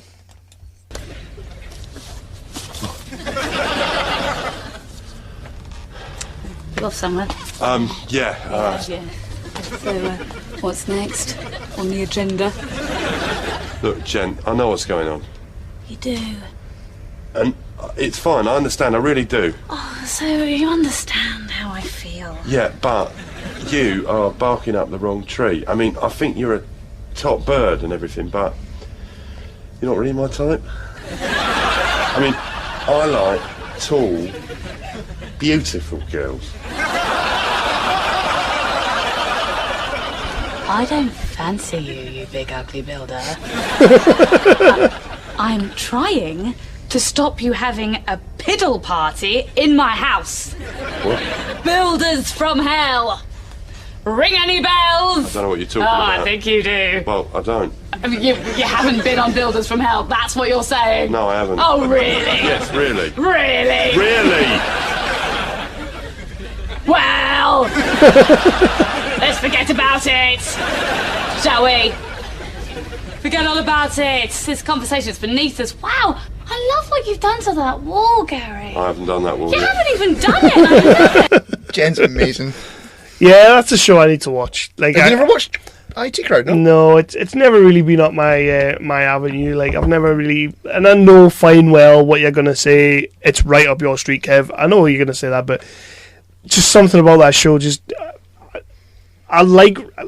Recently, I've been seeing Richard Ayoade do like different things, like Crystal Maze and all that, and he's kind of really grown on me. Mm-hmm. But he was the main reason that I never really watched it, because I just thought he wasn't funny, to be honest. Right.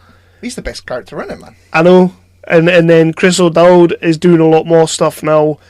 And funnily enough, he was the character I thought I would probably like. But everything I see him in now, I just can't be arsed with him. But it's a show that I need to watch, because it is British and everybody seems to love it. So I should give it a go. Like a proper go. Written by the same guy who wrote Father Ted. Well, exactly. You can't go wrong with that, can you? Father Ted is awesome. Mm-hmm. So, my number 2.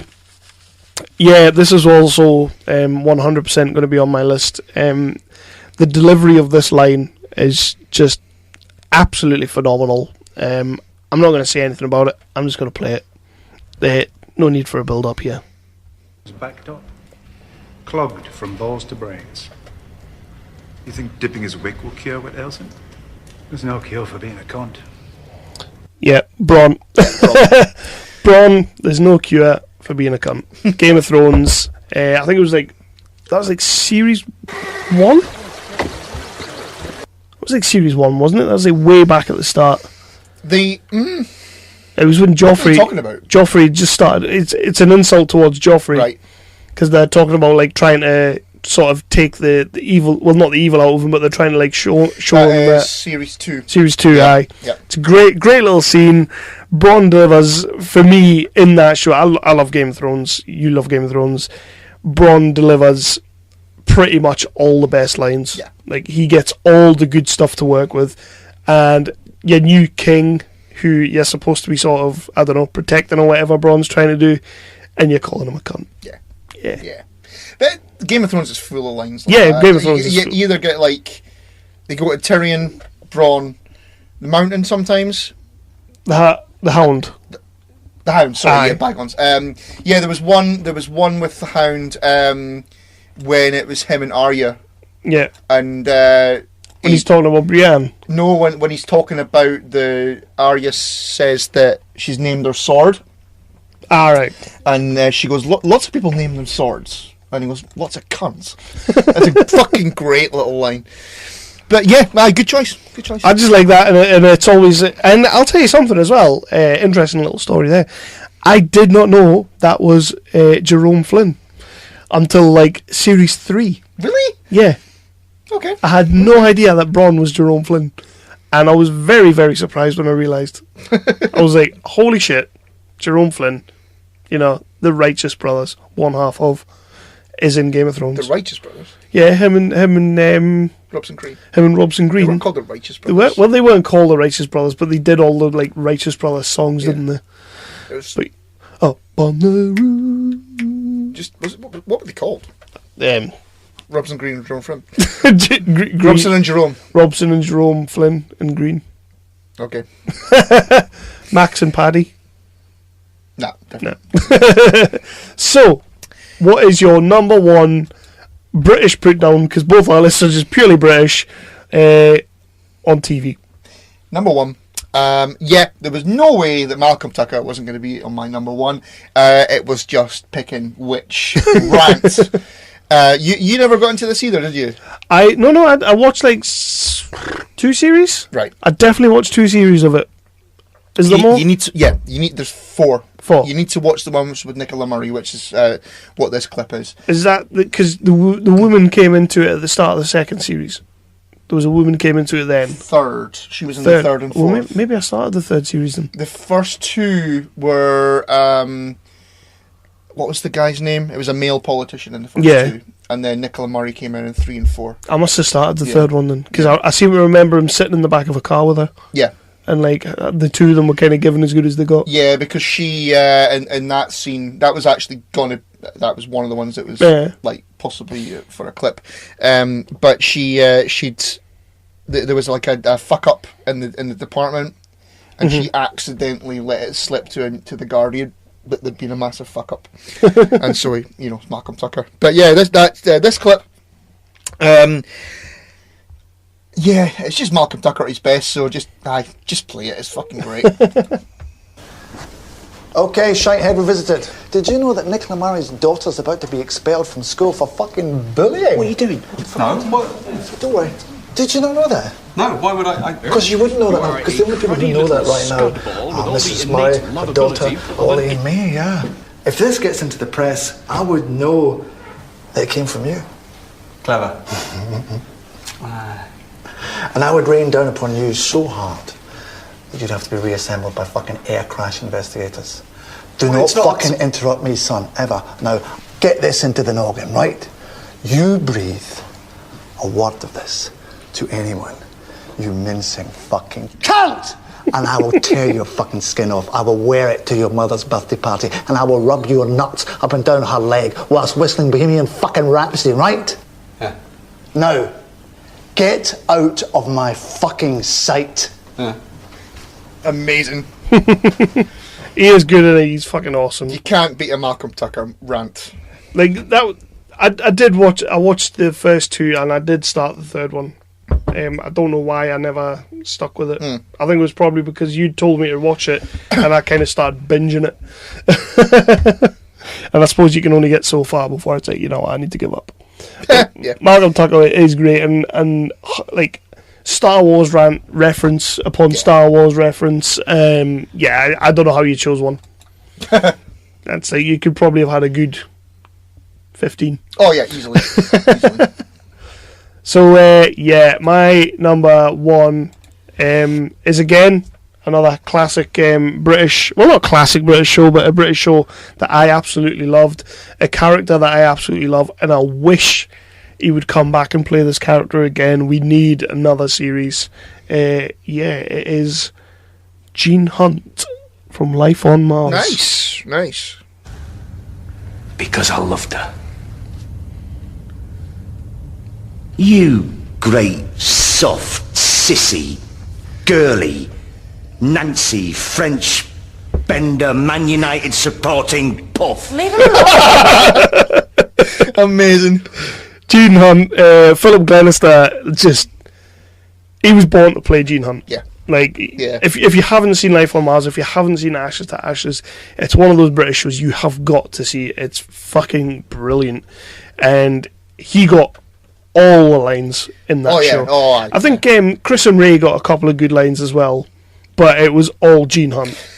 it became a show where that's why you were watching it. Yeah, you wanted to see what Gene did next. Yeah. So like, is this character larger than life? Is he real? Is he, absolutely love Gene Hunt. And Life on Mars, Ashes to Ashes it's a show that I can go back and watch. Yeah, I've got the box set of that, and you know what? I've not watched it in years. Nah, you need to watch that again. It's, you know what it is? I'm gonna say it as well because a lot of people like discredit Ashes to Ashes because obviously it was the second series and it's always the difficult second series. I thought the second series was better. I prefer Ashes to Life on Mars. Right. And I think it's because there's no real shroud of mystery that you had in Life on Mars. Like, you kind of know the crack by now. It's just sort of like they're going to play with you a little bit. But I think Keely Hawes as a leading female is actually better than John Sim was in the first series. I thought she played that role much better than he played his role, which is why I prefer Ashes to Ashes. But that's just classic Gene Hunt. Yeah, that's a good classic Gene Hunt. So number one, and that was my number one from word go. Just for some reason, when we said this was what it was going to be, and I started thinking, I was like, that's a good fucking scene. You can't go. Because I'm pretty sure she says leave him alone, and then he just turns around and berates her, which is just, it's Gene Hunt. Yeah.